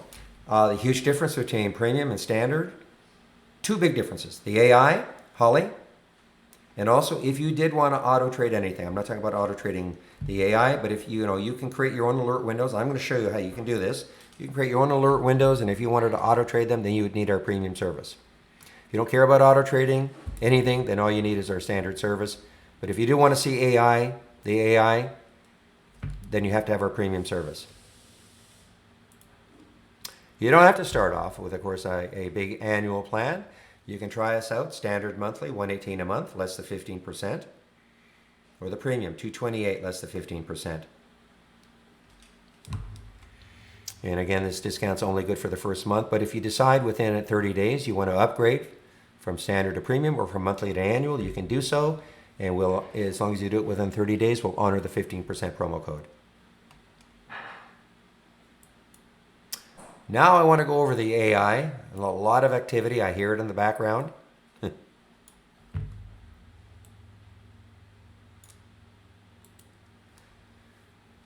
I think somebody asked me about IB just before I start. Yeah, so that, Sam, that is the YouTube feed, okay? So if you click on, so this is for Sam and anybody else. So this is what happens from 9 to 12. I'm the moderator in the YouTube stream. Okay, I'm answering questions in the YouTube stream.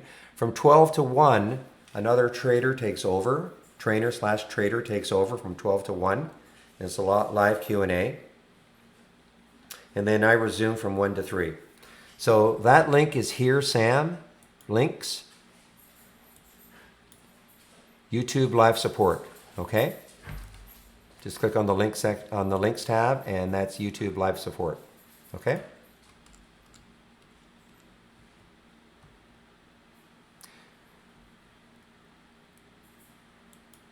Somebody asked about interactive brokers. I'm trying to see where that question was.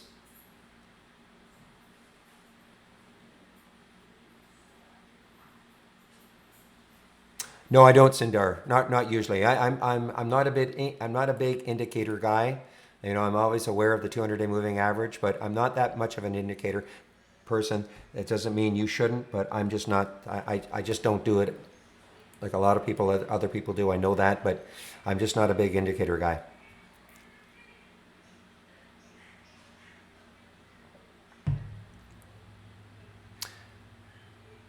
All right, guys. I can't.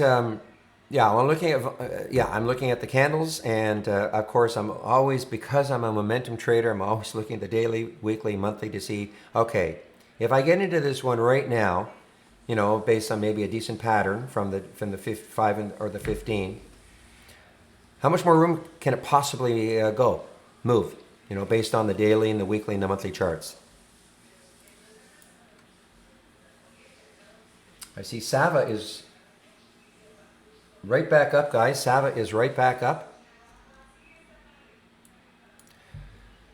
So, I want to talk a little bit about the AI right now. I know somebody asked me about interactive brokers. I just can't see the question. Just so there's no confusion, you do not trade ideas links with many brokerage platforms. We have an external linking tool.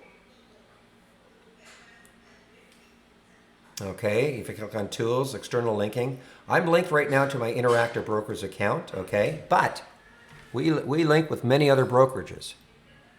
So you don't need an interactive brokers account in order to trade using trade ideas. If you wanted to trade your account, your IB account, and you wanted to use Brokerage Plus to do it, then yes, you need an interactive brokers account. I'm going to go over that, okay? But I don't want people to think that, well, if I don't have an interactive brokers account, I can't use trade ideas.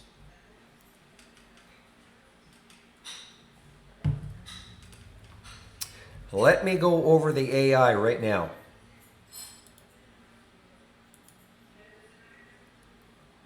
Boy, a lot of activity. Guys, it's earnings season. I mean, it's earnings. I don't know if we have a list. I mean, we have all the big ones. I mean, Thinkorswim, or TD Ameritrade, I guess it's called, TDA. I know we link with TradeStation. I mean, I don't know if we have an actual. We link with most brokers, okay? I mean, if you have some wild one out there, maybe we don't link with it. Linking only. This is what linking does. I don't know about Ally. I have to admit, I don't know about Ally. A lot of it is you know, just trial and error sometimes. I mean, because first of all, the brokerage platforms, they don't care whether we link with them or not. But typically, this is if you follow the instructions, you know, add a link, and you see what it says. While keeping this window active, mouse over the target window. Typically, the target window in your brokerage platform is going to be your order entry box, okay? and then hold the shift key down to select the window. When you do that, then when you click on an alert, if it loads into your order entry, then you know it links. That's basically what the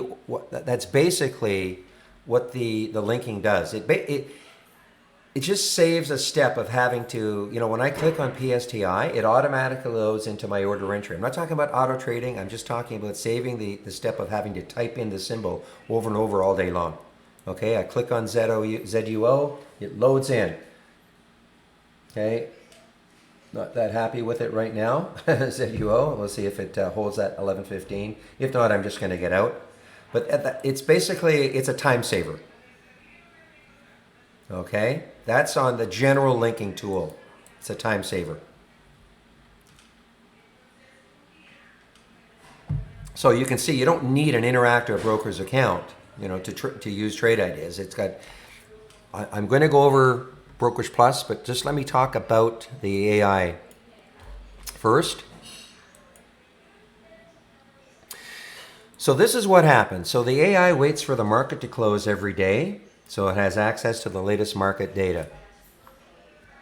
And then, so obviously it waits for the market to close Friday afternoon. So at 4 o'clock, then it starts to go through what we call its optimization routine. So we have what we call, I think it's around 50 baseline strategies. This is not one of them. But basically the AI looks at the filters that are in place in the AI strategies that are way more filters. A filter meaning, I'm filtering in this particular window. I'm filtering for stocks between 1 and 30. All right, that's what a filter is. So I'm trying to reduce the universe of stocks down to a manageable number, with other filters also. So it takes a look at the filter values, makes an adjustment, runs the back tester, maybe takes a filter out, adds one in, on and on and on. Obviously, this is a computer at work, going through all 50 of the strategies. You and I it's hard enough to do one. But at the end of the routine, Monday morning, we'll be presented with the strategies that made the cut.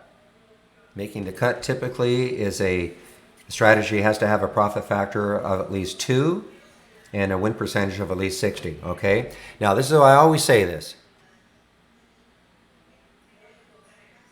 Well, okay, there's no real I can just basically tell you, flatten gets you out of a position, half gets you out of half your position, double gets you out of, you can double your position, reverse gets you out or turns a short into a long and vice versa. Limit out, basically instead of using flatten, which probably gets you out right at market, you can choose limit out, which will be what a limit order is, but you can put an offset. So, let's say I wanted to get out, I was in PSTA and there's the price at $9.98. I want to get out. If I use flatten, it would probably it would get me out at $9.99. I'm looking at the bid ask. If I use limit out, I can put what's called an offset. So how much further outside of the limit of the bid is it at right now? So right now it's a $9.95. How much outside of that am I willing to go? Say am I willing to go 10 cents outside of it, all the way down to say 85? That's basically what the limit offset will do. All gets you out of everything. You just highlight everything. So there's really not much. You can't do anything else in terms of the hotkeys, setting them to other buttons.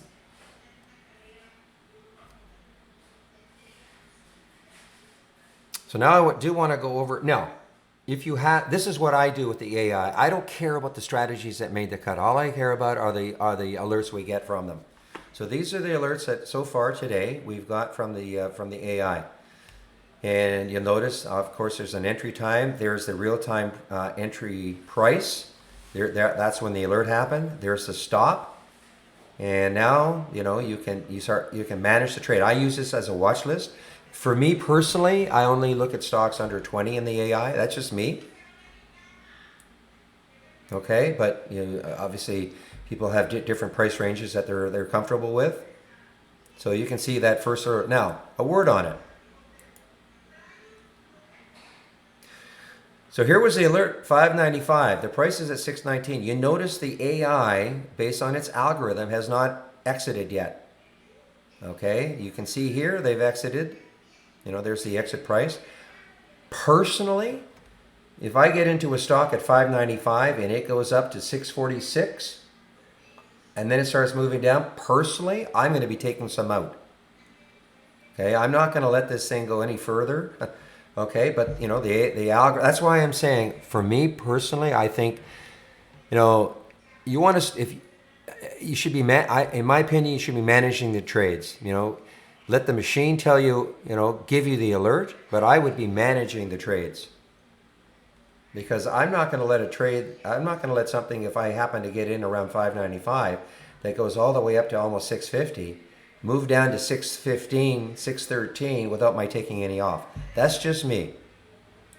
Okay, so if you have trade ideas right now, this is what I would do, because I know a lot of people load it from the toolbar, new channel bar, and they click on the omni channel. I mean, that's fine, but remember, this is a layout, so it's going to replace whatever layout you had.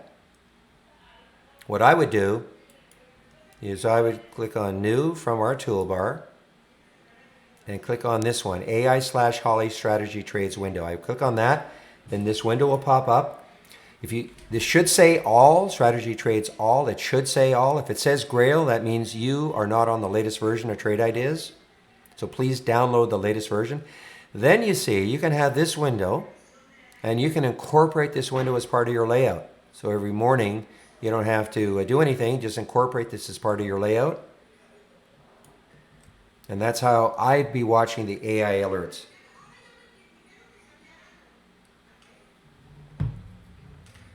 So let me talk about Brokerage Plus now.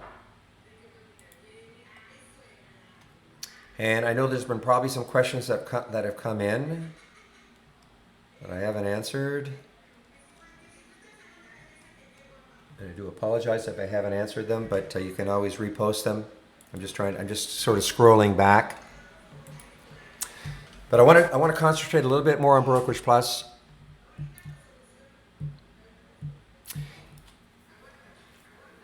Yeah, it is a Windows only, a PC-based program, Trader Sam. So you can use on a Mac, but it's a web-based version, okay? And the big problem is right, you don't have access to Brokerage Plus, okay, which I'm going to go over. So that's the big difference between the web-based version we have, which of course can be used on a Mac or a tablet, any tablet, versus the app that you can download. So what a lot of people do, and including people at Trade Ideas who have Macs, they basically just use a program like an emulation program like Parallels. So if you're willing to do that, and I know a lot of people in the room do that, if you're willing to do that, then you'll have the full functionality. Okay?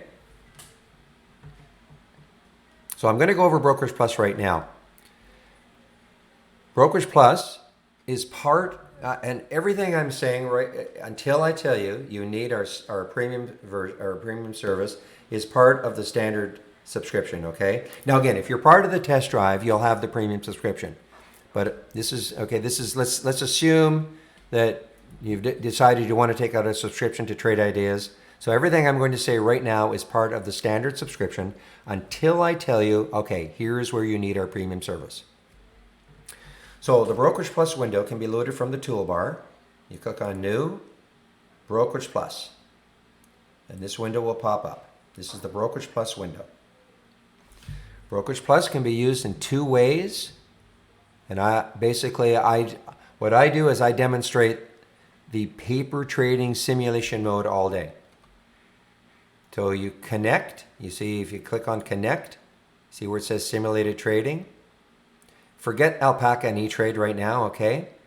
So if you click on Simulated Trading, then you can use it as a paper trading module, all right? And I'm going to demonstrate that. If you did want to trade your account, you have to have an Interactive Brokers account, and then you would connect to your Interactive Brokers account. All right? So you can use it to trade your account. But what I'm going to demonstrate is the simulation trading. Now these columns you see here, when you load, you can't use Brokerage Plus to trade. You can't use Brokerage Plus to trade your TD Ameritrade account. No. You can only use Brokerage Plus if you want to trade your live account, your real money. You want to use Brokerage Plus, you have to have an Interactive Brokers account, okay? Simulation doesn't matter. Simulation is using our real-time data, doesn't matter what brokerage account you have. Okay, that makes sense to everybody?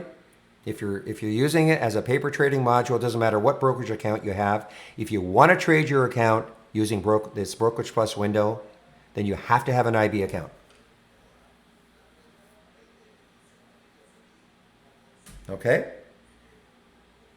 Now again, I just don't want to confuse anybody. You can have a TD Ameritrade, and we do link with it, so when you click on an alert, it'll show up in your order entry, and then you can decide how you want to trade it. Just you can't use Brokerage Plus to trade your TD Ameritrade account.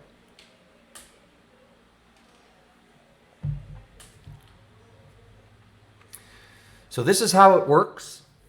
You notice, okay, when you load Brokerage Plus the first time, there are probably some default columns that we've got for you. So all you have to do is right click on one of the column headers and click on columns, and you'll see all the other columns that you can have access to. What you see here is what I'm using. These tabs you see up here, these can all be accessed from within the Brokerage Plus window. Click on New, and here are the tabs. So in its simplest way for paper trading, you can click on an alert. Okay, I'll click on Mara for fun. I know everybody's talking about Mara and Riot and Bitcoin, etc. So you click on an alert, the symbol shows up in the box. You can pick how many shares you want to trade. You pick how you want to get, like the market. You can pick the price you want to get in at. If you're going long, you buy, and if you're shorting, you sell. And then these are the aforementioned hotkeys. Flatten gets you out of a position, out of half your position. You can double your position, or you can reverse. So you took a long, now you want to go short. And limit out gets you out with an offset. Which I'll describe a little bit later. But I don't want to get too involved in this. I want to go over the basics. Remember, it's a great way to practice if you're a new trader. So that is the simplest way to use it. So if I wanted to take the Ameritrade rate, this is demonstration purposes. If I'm looking at this chart, what I see is probably a lot of resistance, not that far away, around 120-ish. Okay. I don't know about a $2. Riot. Let's see what Riot is doing.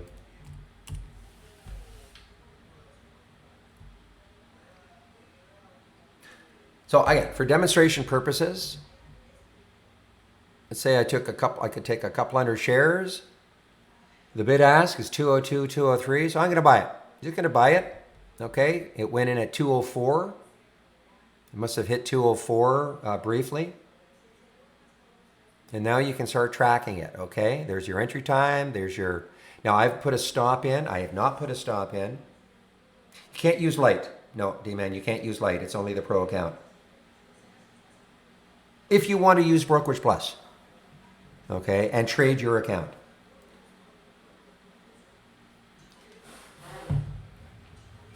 So you can see, so this is how you can paper trade. Very simple. That's the simplest way to do it, without any fuss, bother. You just click on an alert, pick how many shares you want, and start tracking it. See how it's going.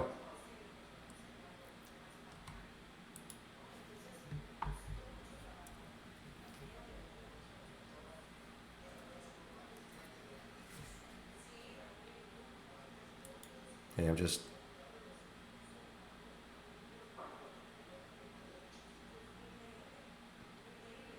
No. If you're using Brokerage Plus, you have two ways to connect. Simulated trading, or you can connect to your Interactive Brokers account if you want to trade your Interactive Brokers account. It doesn't automatically open. In fact, when you load Brokerage Plus every morning, you have to decide how you want to use it. You have to, it doesn't save the default, and that's for a very good reason.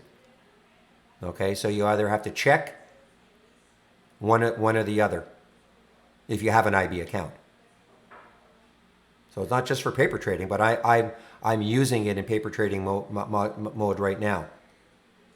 That makes sense? That's why we have the options right here. Okay.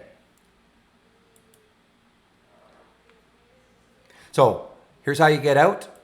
I'm just going to flatten the trade. Okay, I'm just going to flatten the trade. The spread was okay. So, well, you've got to connect. Yeah, if you connect to it, if you connect to Interactive Brokers, and then you can start live trading. Yes.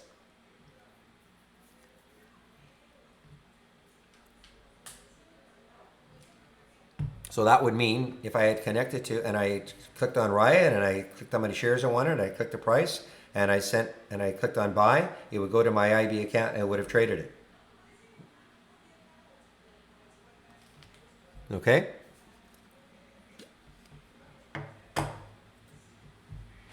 Yeah, well, we make you go through the step because you should know whether or not you want to, okay, today I want a paper trade, or today I want to trade using my live account. I mean, it's not that big a deal, right? Just have to, check it every morning.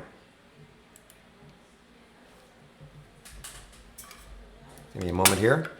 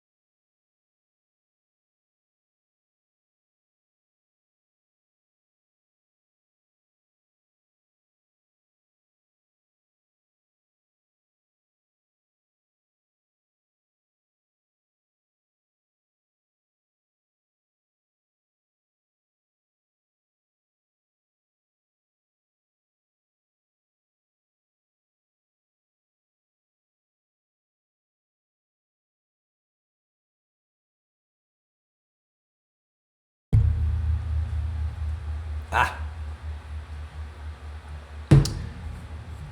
you know what? Sorry about that, guys, but this stupid thing went off. Okay, where did I start? Oh, jeez. Oh my goodness. I guess I don't know how long I've been on mute.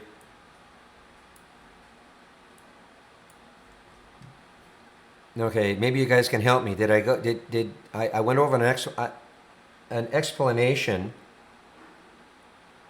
Ah, okay. So at least I went here. Okay, so I flattened my position in Riot. Okay, so I went over I went over the yeah. I don't have to do that again. Okay. All right. So I must have. I obviously.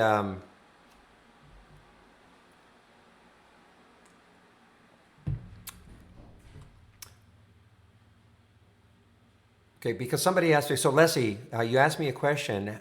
Are you trying to auto trade? No, I wasn't telling you a story. Are you trying to auto trade my watch list? Oh, okay. Okay, I'll show you how to do that and how it doesn't have to be $10,000. Okay. So let me, and in fact, this is exactly how you do it.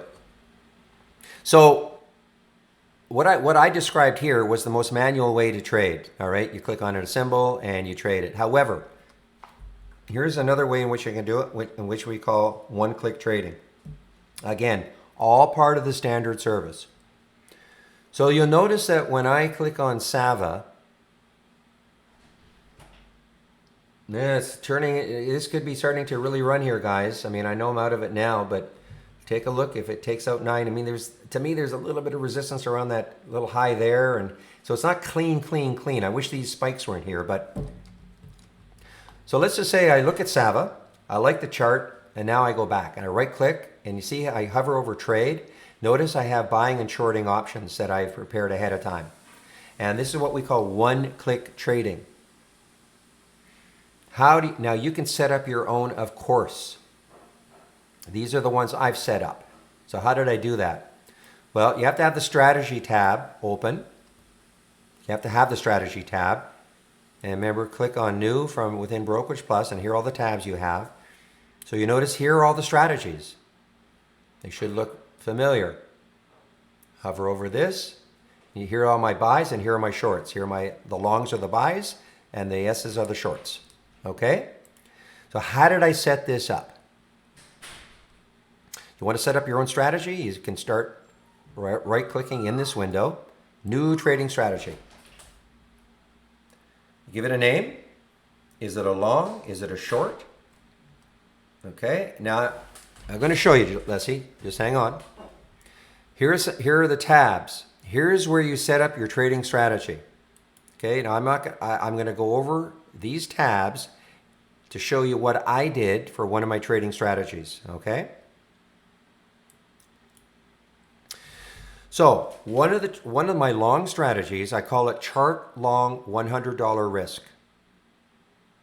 Why did I name that? I'm going to demonstrate that soon. Notice I've got a buy button on my chart. So if I want to use that buy button on the chart, I designate one of my long strategies. I check this default chart long strategy. I designate one of my long strategies as the way in which I want to trade using the buy button on the chart. I'm going to go over that, but first I want to show you the strategy itself. And this is where you can start listening, Leslie. So this is what I did for this strategy. Okay, this is the one called chart long $100 risk. I don't have an entry time. If you were auto trading something, you might want to delay maybe entries until a certain time, and you just move the slider wherever you want, okay? But here is the key, order details and risk management. So here's where you do it, Leslie.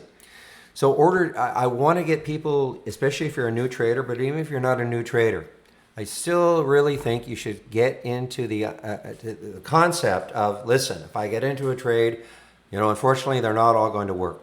So if you get into a trade, how much are you willing to lose on the trade? So there is where it is, Leslie. I don't know what you've got, but based on a stop loss, so I'm risking in the simulator $100 a trade. And obviously what you're going to risk per trade should have some kind of correlation with your trading account. You know, you're not going to risk $1,000 a trade if you've got a $5,000 account, okay? So that's the first part. The second part is risk management. I don't teach trading so much, but this is the one thing that we really try to, drive home is that, again, you have to have an out. You know, if the trade is not going to work for you, when are you going to get out? How much am I going to risk on the trade? Coupled with this risk management and a stop loss. This is the filter. This is a drop down. I would try this VWAP stop. This is a drop down. You just click on filter, and we have a lot of stops you can use. I would try this VWAP stop. This is a proprietary stop. Just select it. You notice right over here, there it is. So if I got into this trade right now, my stop is 34 cents away. So if it moved down 34 cents away, if I took that trade right now, I'd be stopped. That's where I'm placing my stop. Okay, start sheet. I'm going to show you. Look at PTGX now, guys. Holy smokes. You can see why I can't trade very much. But there are a lot of interesting stuff that's happening, but obviously I'm explaining stuff. So anyway, the target, I've put a target in. Typically I do not put targets, but people ask, can you put a target? So of course you can. So you use the target. I've got dollars. I'm using a dollar target, and I'm saying 50 cents. So what that means is, let's just say I took the trade at $1. If it goes to $1.50 and I just let it, if I just let it run to $1.50, it would take me out of the trade automatically.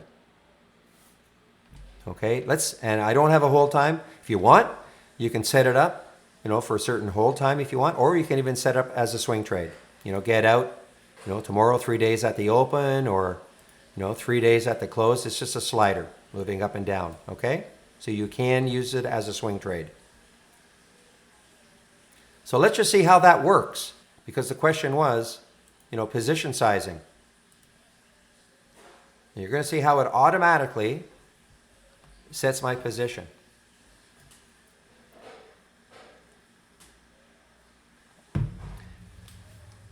No, it doesn't integrate.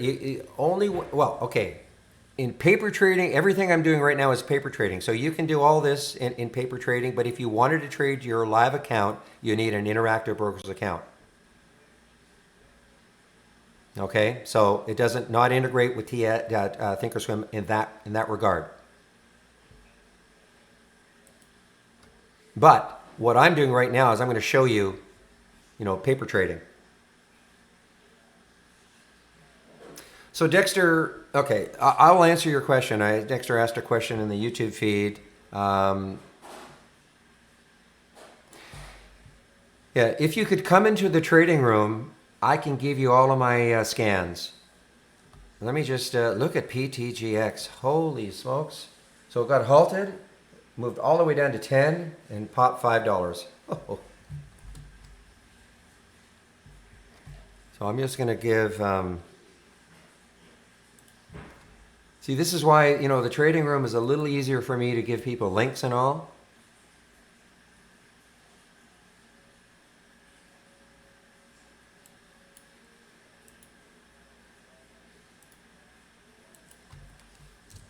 Okay, there's a link for the trading room, Dexter. So if you can come in, then I can, here are all my scans here. Here's the room drive icon with all the scans that I share. Okay, you can download it to a Word document. Man, look at SKYW now. Is this an earnings play? Yes, it's an earnings play.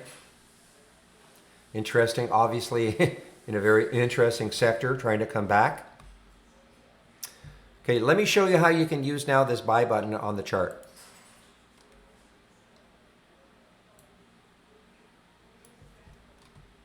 Let's say I wanted to trade SkyWest right now. Now, I wouldn't necessarily take this trade right now. It's extended and all, but let's, for the purpose of a demonstration, I'm using these parameters. We're going to risk $100 on the trade. Risk management, I'm using the stop, and you're going to see then when I take the trade how it automatically assigns the number of shares. So I'm going to drop the buy button. Let's see if I, right on the price. See, it's just a little bit above. Let's see if it takes it. If it hits 29.77, then it's going to take the trade.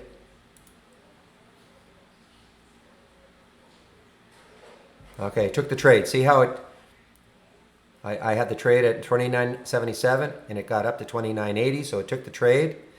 Look, now, in this particular case, look how it sized it. Only took 60 shares. Why? Because this has such a wide stop. Look at the stop, 28.08, 29.79. You know, it's just the way it works. On a very active stock, you know, and there's that VWAP stop. I mean, that's a very active stop. And in a stock like this, where there's a wide range, that VWAP stop is going to be pretty wide. So that's why it only took 60 shares. Because if you take 29.79, the entry, minus 28.08 times 60, you're going to get approximately $100. You see, there's the stop. Remember I was saying I only want to risk $100 in the trade. So that means if I allowed it to come down to 28.08, I would lose $100. If I allowed it to take me out at that price target of 50 cents above, I would get out for $27.20, okay? Now, at this point though, I can always, right on the chart, say move the stop up. You know, I probably move that stop up right below that candle. And as it's approaching this particular, I can't see the price, I could easily move that up, you know, right on the chart. Okay? So that's how it automatically sized.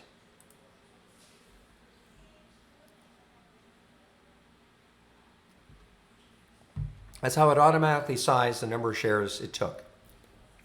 Okay, so all of what I've described is part of the standard service. Paper trading, you wanted to trade your IB account using the buy button or just manually trading or creating one-click trading. Okay, all part of the standard service. So here is where, and please listen carefully, okay? Here is where you need our premium service. If you wanted to auto trade,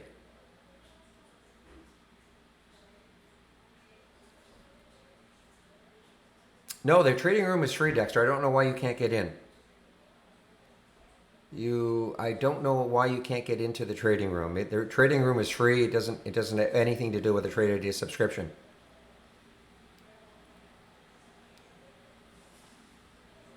Maybe try again. I don't understand why you can't get in. It's just a matter of getting an email and creating a password or a username, etc. I don't know why you can't get in.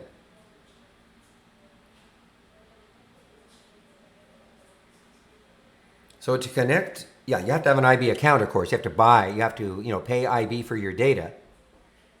Okay, you need a live IB account. If you want to use Brokerage Plus, to trade your Interactive Brokers account, you have to have live data from IB, of course. Okay.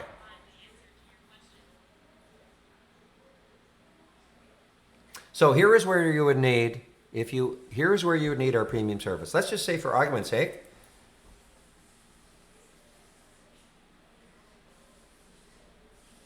okay, I know it's confusing. You don't need Brokerage Plus at all. Okay, it's a great order entry screen if you want to set up one-click trading, if you want to use the buy button on the chart, okay? But if you don't have to use Brokerage Plus to trade your IB account. If you just want to set up this normal linking, in the order entry, it's going to appear the symbol, and you want to trade, within IB, you can do so. This is just I just think this is a nice way to trade using your IB account if you have one.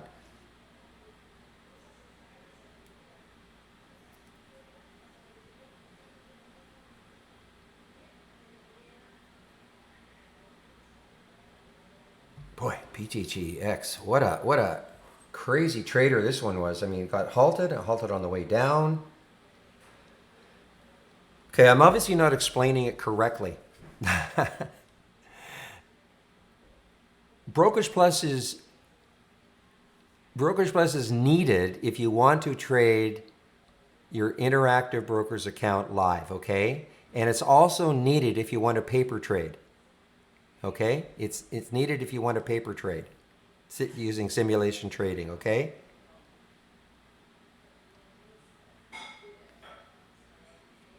But Brokerage Plus is part of your standard service. So if you have trade ideas, you just load Brokerage Plus. There it is, part of your standard service.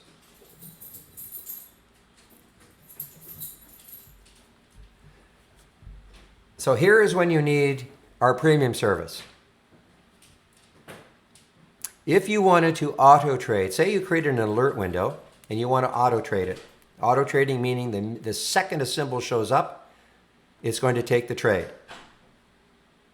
Okay, it's going to take the trade.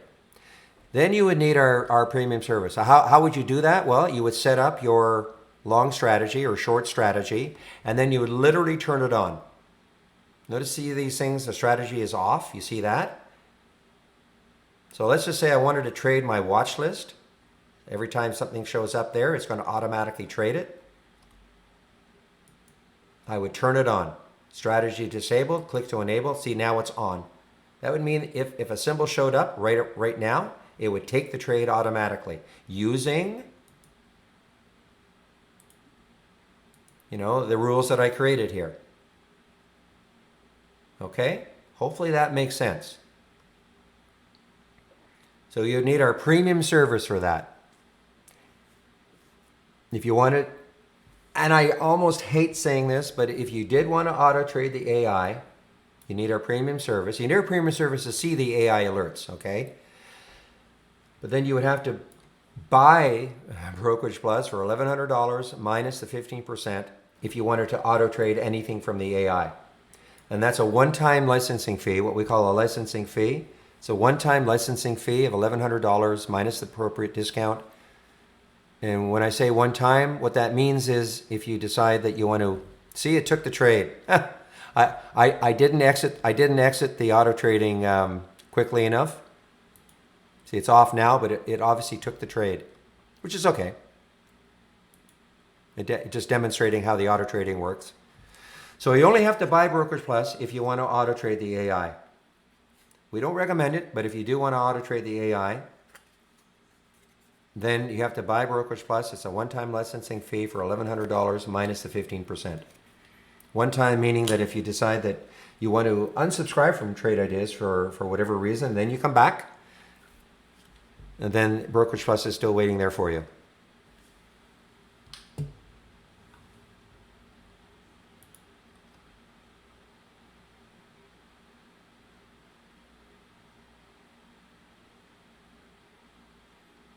All right, Dexter, I'm going to have to send you to tech support, not our tech support, but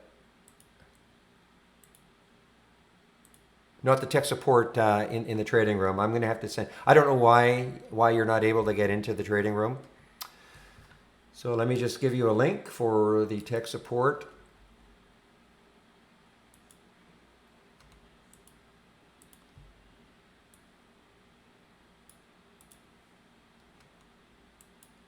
Yeah, Pulse is halted. I do have it on my watch list actually, too.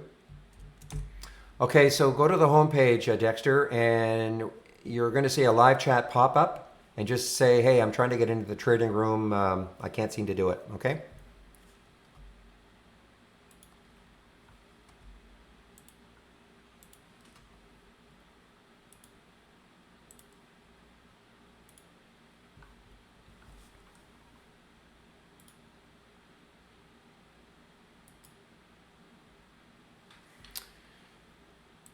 All right, I see Sava is continuing here now. I'm not in it anymore, but I see it's, wow, it just broke over 9 now. So let's take a look at some of these alerts. There's 856. So, it was a little bit choppy. How's the TWOU doing? Yeah, it hasn't, it broke up to 3067. So again, if you're trying to swing this one, I'll be a little, watch to see if it holds 30.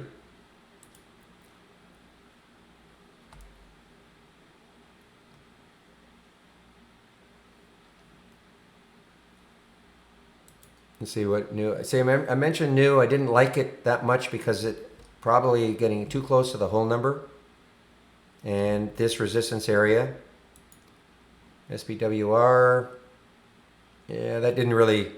But you see what? You see what I'm going to do now is just stick an alert back up to that original alert price, 830. Let's see, Zuo, I'm still in this one. It's really done nothing. I'm flat on it, 11.15, really has done nothing. PSTI, modest. I mean, it got up to 10.56, but it's pulled back. SPAR, 8 to 16.81. Yeah, not much really. So I don't see any drive. The market is not moving really. I don't see that much of a movement in the market right now. Nothing on the short side.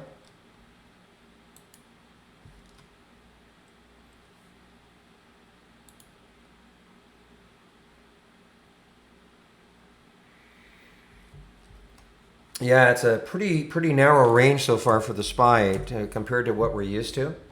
Look at that.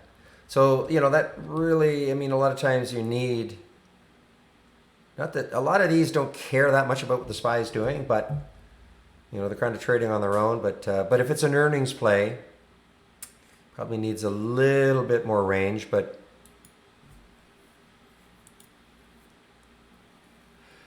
am I caught up? Am I caught up on all the questions?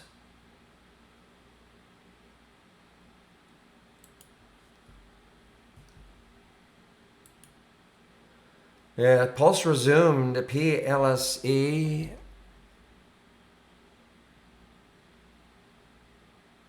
Okay, I do not trade futures. This is traded as only scan stocks.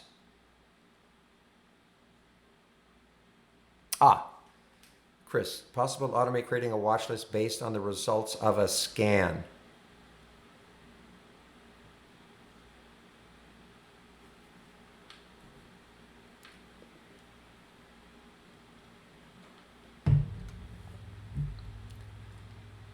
Let me see if I can understand your question.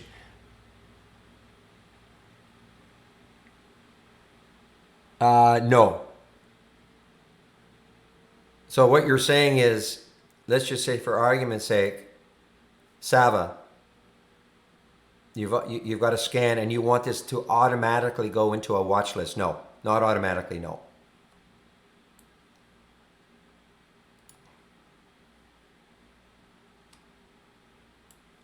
I mean, you can you can right click on, depending how many you're getting, it might not be the end of the world. Well, it depends. It depends how active your alert window is. But you can always do something like this, right click on it and send to, and then you see where it says symbol list. I know it's, a couple of steps, but you will see very quickly, then you can immediately add it. The other thing you can do, if you're willing to do it this way, the heart feature. You familiar with our heart feature on the charts? Okay, so obviously you see something and you just click on the heart and that now it's in there. It's in that watch list. So it's one step really. Well, I guess two. You click on the alert and just click on the heart. So now it's in there. But there's no way to automatically go in, no.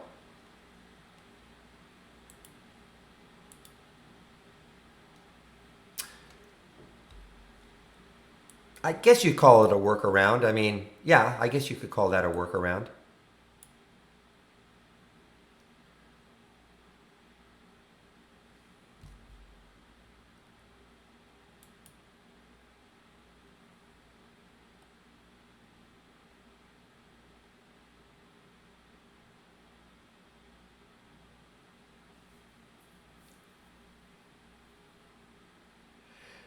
Well, again, if you just don't mind clicking on it and then doing the heart, it's pretty quick. You don't want to have a whole bunch of them, so you should. It depends how active your alert window is, I guess.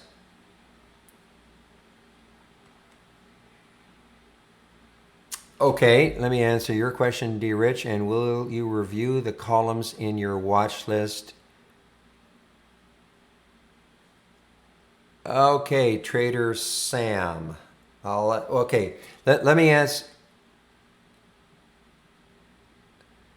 Let me answer. Okay, I'll answer your. Okay, dear Rich, I'll answer your question. I just want to answer Trader Sam's question first. Okay. So the columns in my watch list. Well, pretty basic. Obviously, the symbol, the time it happens. There's the price. Now, if you're wondering why, I probably should always mention. Well, why is this repeating, and why is this just say up? Why is this down? Okay, so this is what happens. So when I get an alert in the watch list up, I only want to see the first time it alerted and the price, the time, and then the price. Then I can kind of go back into this watch list and say, well, what has it done since then? Okay, that's why I like to see it organized like this. This one is the repeating version of it. So for instance, you see Sava now, wow, 925. So you see Sava, there was the first alert at 956, or the price was 856 at 946. What has it done since then? Obviously, I mean, it was a little bit choppy, but obviously a pretty tremendous alert now on a percentage basis, okay? There's the volume, obviously. There's the change from the close. Now, unfortunately, I can't give you this one. I have put in the stop. This is a custom formula, okay? That's where the stop would be. It's a custom formula. So I cannot give this to you. I mean, I could, but it involves making you understand how to write a custom formula. It's not that hard. And you're going to see next week, I'm not going to have this here. I don't want to confuse people too much. Okay, but that would be your stop. And that's just based on the VWAP. Okay, it is a simple formula. At the time, at the time of that 856 alert, the VWAP was whatever that is, the subtract 856, 819, we'll say it was around 42 cents away.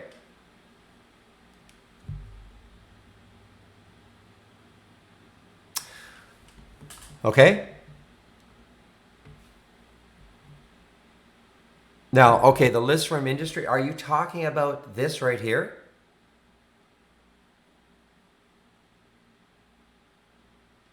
Which I have not gone over. I have not gone over the similar tab.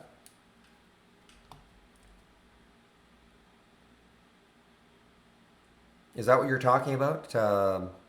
Industry?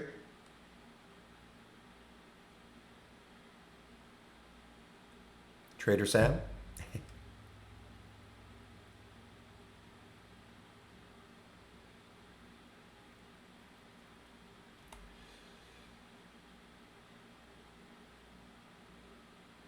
Oh man, I flashed a drop down.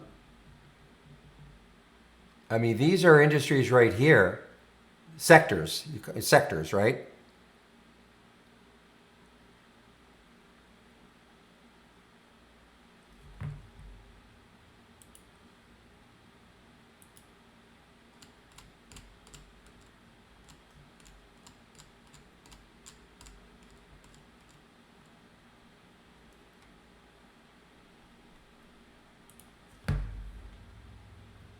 I listed them. Are you talking about this? You're not talking about my ETFs. Are you talking about this, the Spider sector list, which I have not shown today?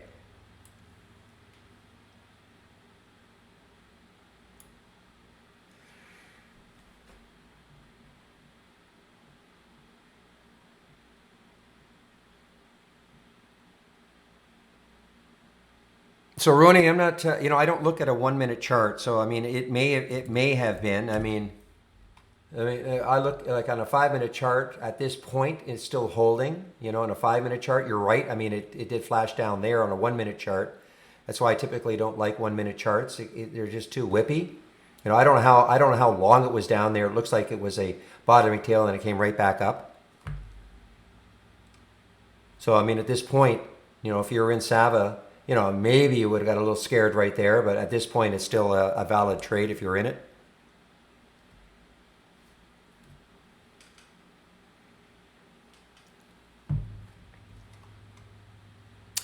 All right, I'm going to have to, I'm not sure. Yeah, okay, so it's from the similar tab. It's from the similar tab. Okay? Which I have not gone over. Let me just say, I want to go over the similar tab in a little more detail, okay? But that I think that's what you're talking about. There's a sector right there. If you want to trade the pharmaceutical preparation sector, here it is. You want to trade semiconductor and related device manufacturing. There is the sector, industry, if you will. Okay. Let me just look at Sava now. Let me just answer. I want to make sure he's listening. D. Rich, are you listening? So I can tell you how you can. Okay, so you have the program right now. You have our program right now. Okay, so if you clicked, and it'll be the same thing, from the Word document. Okay, because it'll go into a browser. But if I click on, say, one of these scans, so this is all it is, just one of these scans, okay? So let's say I click on any one of them, bouncers, toppers. You click the link. So it's going to go into a browser window when you click on your link, even within your Word document. Highlight it, in other words, copy it, okay? Copy it. Once you've done that, then from the toolbar, File, Load from Cloud. Notice that it has already filled in this box right there. And I can tell, that is, if you look at the string, you can tell that is it, okay? Now, if for some reason this is blank, then you'll have to paste it in. Just Control V it in. And then you just click on Load. And there it is. So before I move on, I want to make sure that made sense to you and you were able to do it. You got it? Okay, great. Now at this point, you haven't saved it to your cloud. Okay, so if you want this window, then you would have to right click and save it to the cloud. Okay, so now it's in your system. Because a lot of times what people, I know that's an aha, isn't it? Just because you loaded it doesn't mean you've got it. I mean, you've got it on your screen, but now you want to save it to the cloud so it's available to you.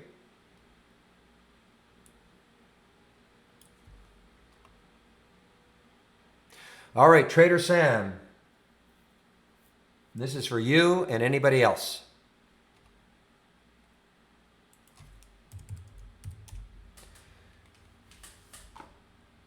All right, Sava, good example, okay? So, you notice we've got a similar tab here. Now, I encourage you to have the single stock window up. I know it takes up a little bit of space, but I really think that the single stock window is a good window to have. It's a great reference window all day long.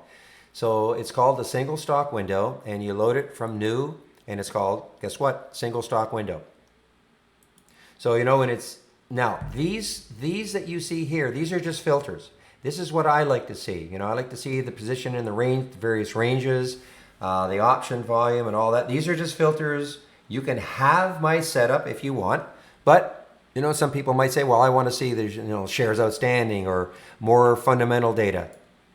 And you can create your own, if you search, these are all the different filters that you can add. There's lots and lots and lots of them, including all the fundamental data. Some people like to see that. Whoops.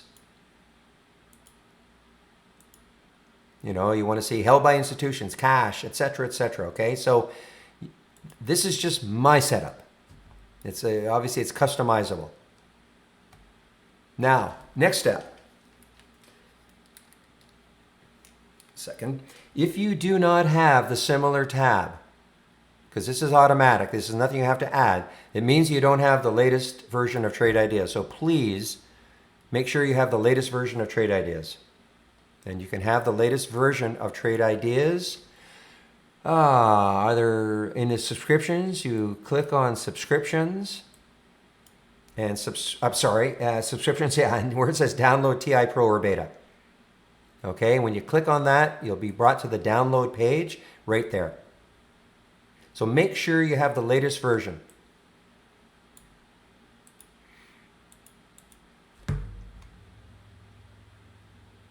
Yeah, thank you, Transcend. I do appreciate it. Trader Sam, interesting question. I loaded the, I don't know if this is still in demo mode. The question is a similar tab available in the web-based version? I'm going to hope that it is going to be, because in, not demo mode, but I have a developer version of it. I'm going to have to ask. Just give me a second, I'll show you what I'm talking about.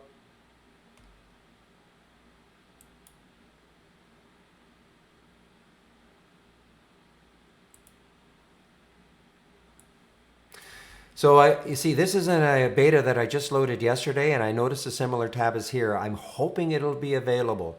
Okay, this is in the web-based version. Again, if you can download the app, way better. But I mean, I do notice they have added it. I just don't know if it'll be. Hopefully, it's going to be ready for production release by the test drive, which is tomorrow. Okay.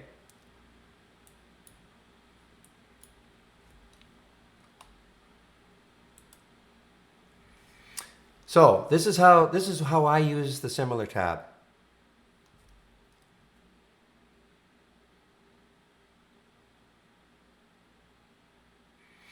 Okay, okay, Caleb, I'll do my best. Let me just continue on with the similar tab for everybody and how I'm using it. Okay, you'll notice I've got two other. These are basically just single stock windows, but what I did was I clicked on the similar tab.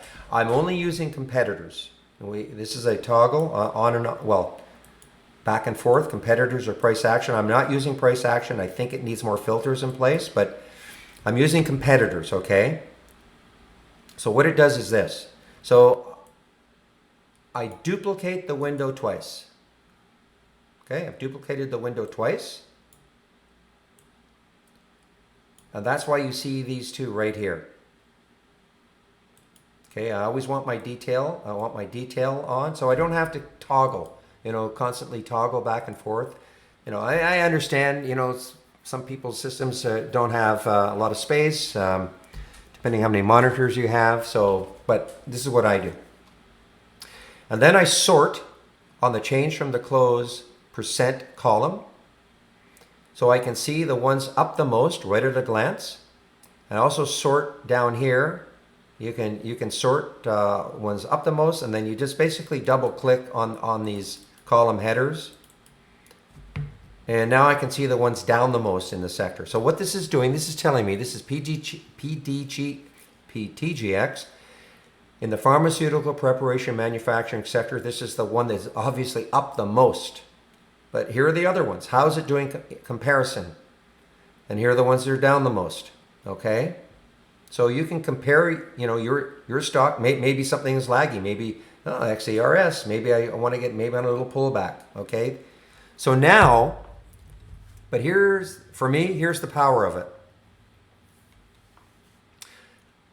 This is a very, very active sector every single day. Okay, every single day is active. So I want to follow this sector all day long. But if I click on another alert, that sector is going to disappear. Now I'm in educational support services. Okay, so what I want to be able to do is I want to follow that all day long. So this is what I do. Notice if I right click, see it says pop out. Pop out. Now I've got a top list. And now within a top list, now, first of all, I can save it, but I can also add, I'm going to need some water soon, just a second.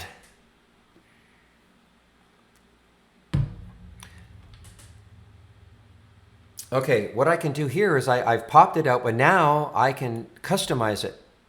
I can put in, I can put in the price range I want to follow. I can put in the minimum volume I want to follow. The relative volume filter, very powerful filter.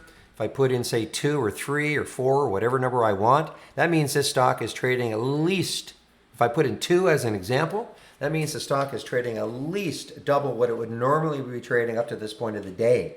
Okay? So that'll help whittle down. I don't want to see every single stock in the sector. I only want to see the ones that are moving or are, maybe interesting to watch. So, this is what I did. This is my top list that I created that I watch all day long. Look at a land right there. So now I also added the position in the days range column, and that's what I'm sorting on. So when I sort on that, that means the ones that are right at the top, that means a land is basically almost, there's just a little sliver of white that you can see there. It's not right, there it is. Now that's at the top of the day. You can see right now that 2041 is the top price it's been. Okay? And that's how I like to. Now, if you want this, I can give this to you. But obviously, what I've tried to demonstrate is that you can follow any sector you want.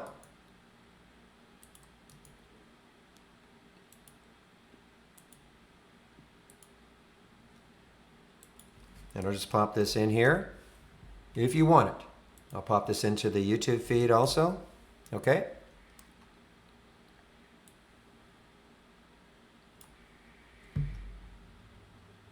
So did that answer your question? Super. Okay, good. And again, you can, you want to follow energy stocks, you want to follow home builders, you want to follow, we really drill down into the sectors. This one, serve, exterminating and pest control. A little surprised at that. And see, sometimes what happens is some stocks are in such a little minor sector, and so they get kind of lumped in together. I noticed that. Oh, thank you, Luo. I appreciate that. Okay, so now I want to see, somebody asked the question, cable 1225. I'll be taking my break pretty soon, guys, by the way. Another maybe 10 minutes or so. What happens then is I take my break till about 12:30 in the trading room. Somebody else in the YouTube feed will take over from me at 12 o'clock, and they'll look at they'll run that from 12 to 1, and I'll resume the YouTube feed from 1 to 3. Okay.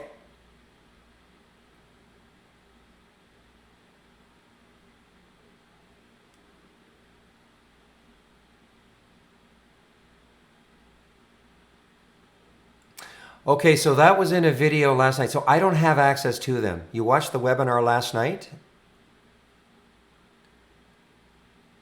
If you're talking about if they gave you some links, because I don't have them, you'd have to, I'm not trying to pass the buck on this, but you'd have to literally ask them for it. Because I don't attend those webinars.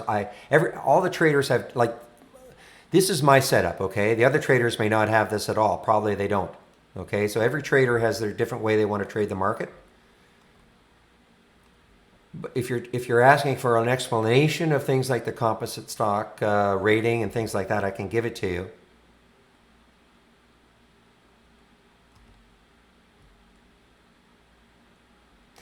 So again, like the Extreme Master Blaster, I know that it is something, I think that's Andy's. So what I would do is this. And just ask them for it, okay? Say you saw a video, as long as they were links that they can give to you. Okay, go to info@trade-ideas.com and say I was watching a video and somebody had, I know the Extreme Master Blaster is a link that they give.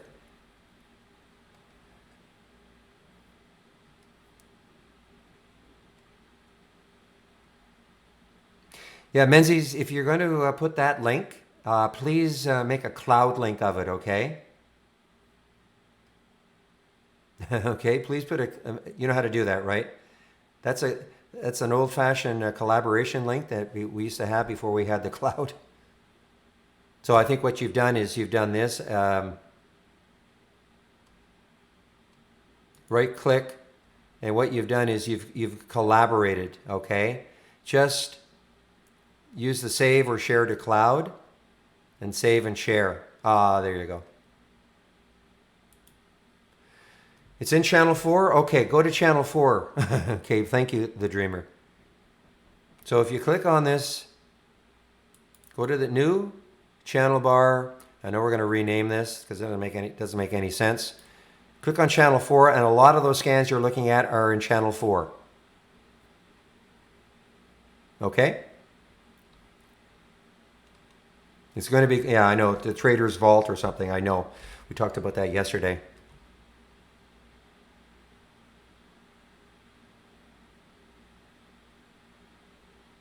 So if you click on that, now remember, before you do that, if you have a layout already up and running, please make sure you save your layout to the cloud before you do that, because this is a layout that you're loading, so you can only have one layout loaded at a time, and it'll replace whatever layout you've got.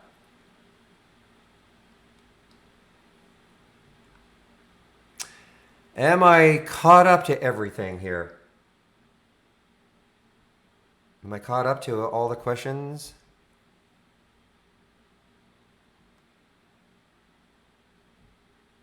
Now, obviously, if I'm paying attention to all this, I would be out of all this. I mean, I wouldn't be just letting this thing run like it is. So what I'm going to do, I just want to get out of everything, you know, because I'm going to do a little more simulated trading after my break and all.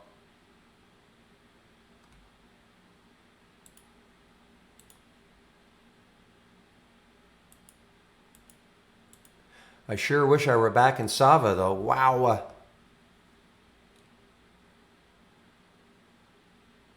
Yeah, so you can go back in time if you right-click and do history, okay? History, and you can pick yesterday or the time frame for the AI, okay, Sandeep?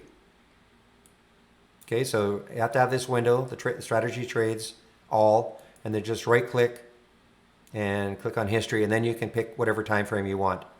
I think you can go back 60 days.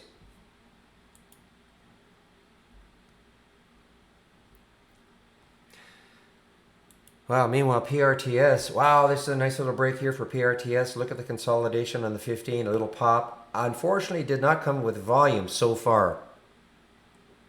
You'd like to see that pop on volume. This is what I'm talking about. Look at the volume bars right there. You know, I mean, it's only 11:48, so this has another 12 minutes, but I'd like to see a nice, want to see a pop on volume.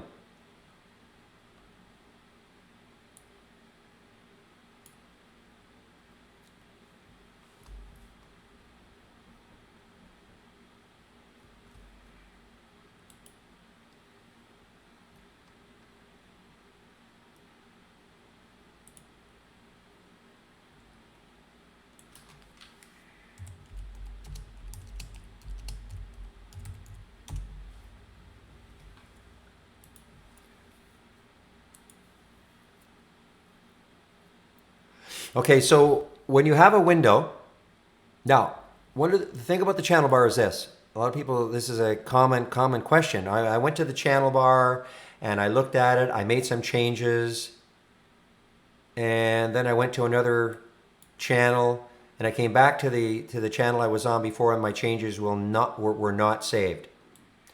So just understand what the channel bar is all about. This is for what somebody else wants, okay? So that's why you can't make changes to the channel. But this is what you do.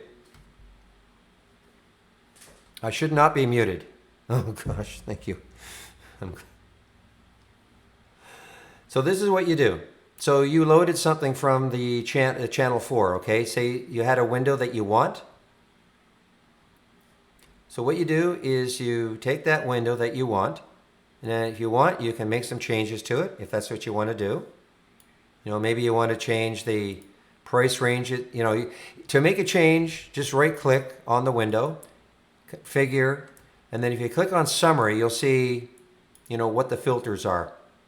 And you might want to, you might want some different, like I know some of them have crazy price ranges, like 1 to 1,000. So maybe you click on the price range, all you have to do is just click on the icon, make a change. Let me do one.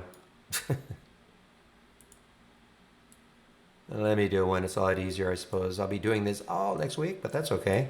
Getting a jump on all this.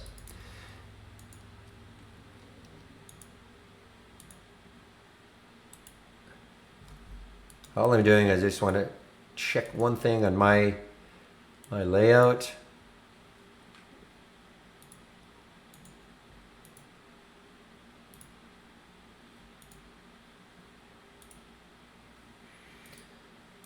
Give me 1 second here, and I think I'm done. Okay. Let's go to that channel. Where is that? Channel 4. Where are you? Down here. Okay.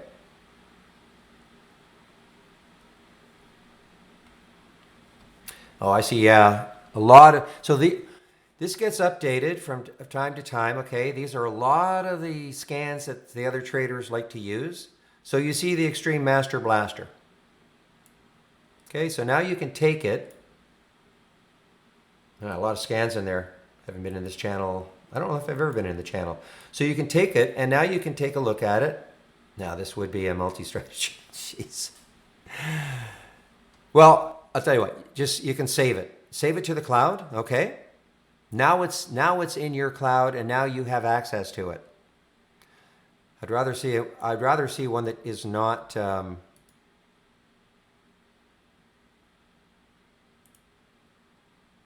Okay, so this is just an alert window. It's not a multi-strategy window. So it's the consecutive 15-minute candle.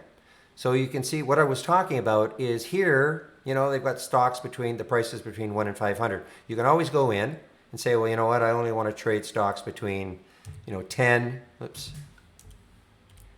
$60. So see if I go back to the summary, see how it's made the change.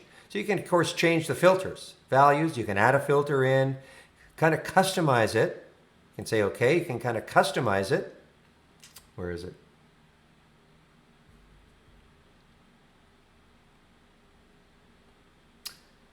Wouldn't you know it? I can't find it now. Where are you? Well, anyway, you would have customized it, and then you would have right-clicked on it and then saved it to the cloud. Okay? So you've customized it, you've taken a window out of one of the channels, and you've customized it, save it to the cloud. This is typically how you can build your own layout. You can go through each one of these windows, each one of these channels, you see something you like, Alpha Predator. The action is heating up. Wonder what that's all about. Take a look at it, configure. Again, this is what I was talking, price between 1 and 1,000. Make your change if you want. Make it 1 and 50. You want to put in a different, 250,000 shares instead of 100,000 shares. See how it's changing here? Okay. You make your changes, add a filter. Again, these are a little, not advanced, but I don't expect anybody who's brand new to completely follow what I'm doing, but this is fairly simple stuff. And then you just say, okay, and here it is. You've customized it out of the channel, and then you save it. Save. Now it's in your cloud. So imagine then going through each channel and extracting windows, customizing them, saving it to the cloud, and then you can load each one of those windows back. File, load from cloud. You bring back all the windows that you want, and then you can make a layout with those in there. Hopefully that makes some sense.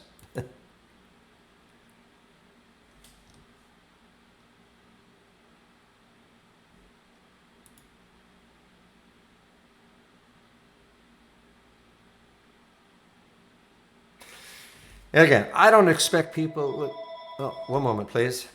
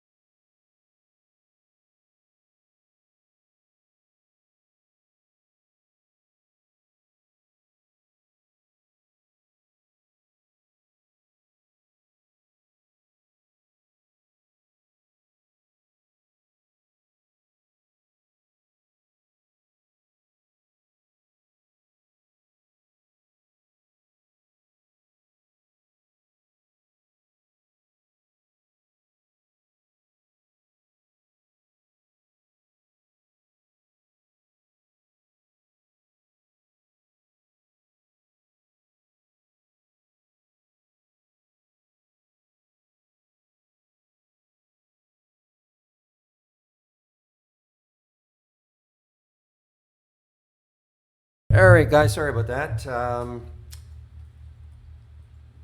know I'm on mute, and I'm handing over the YouTube feed pretty soon. I'm going to be, oh, ready when okay, Sean, I will stop right now.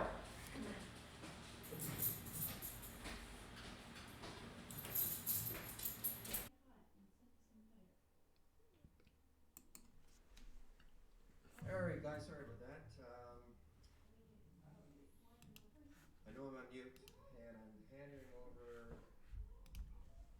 the YouTube feed pretty soon. I'm going to be, oh, ready when okay, Sean, I will stop right now.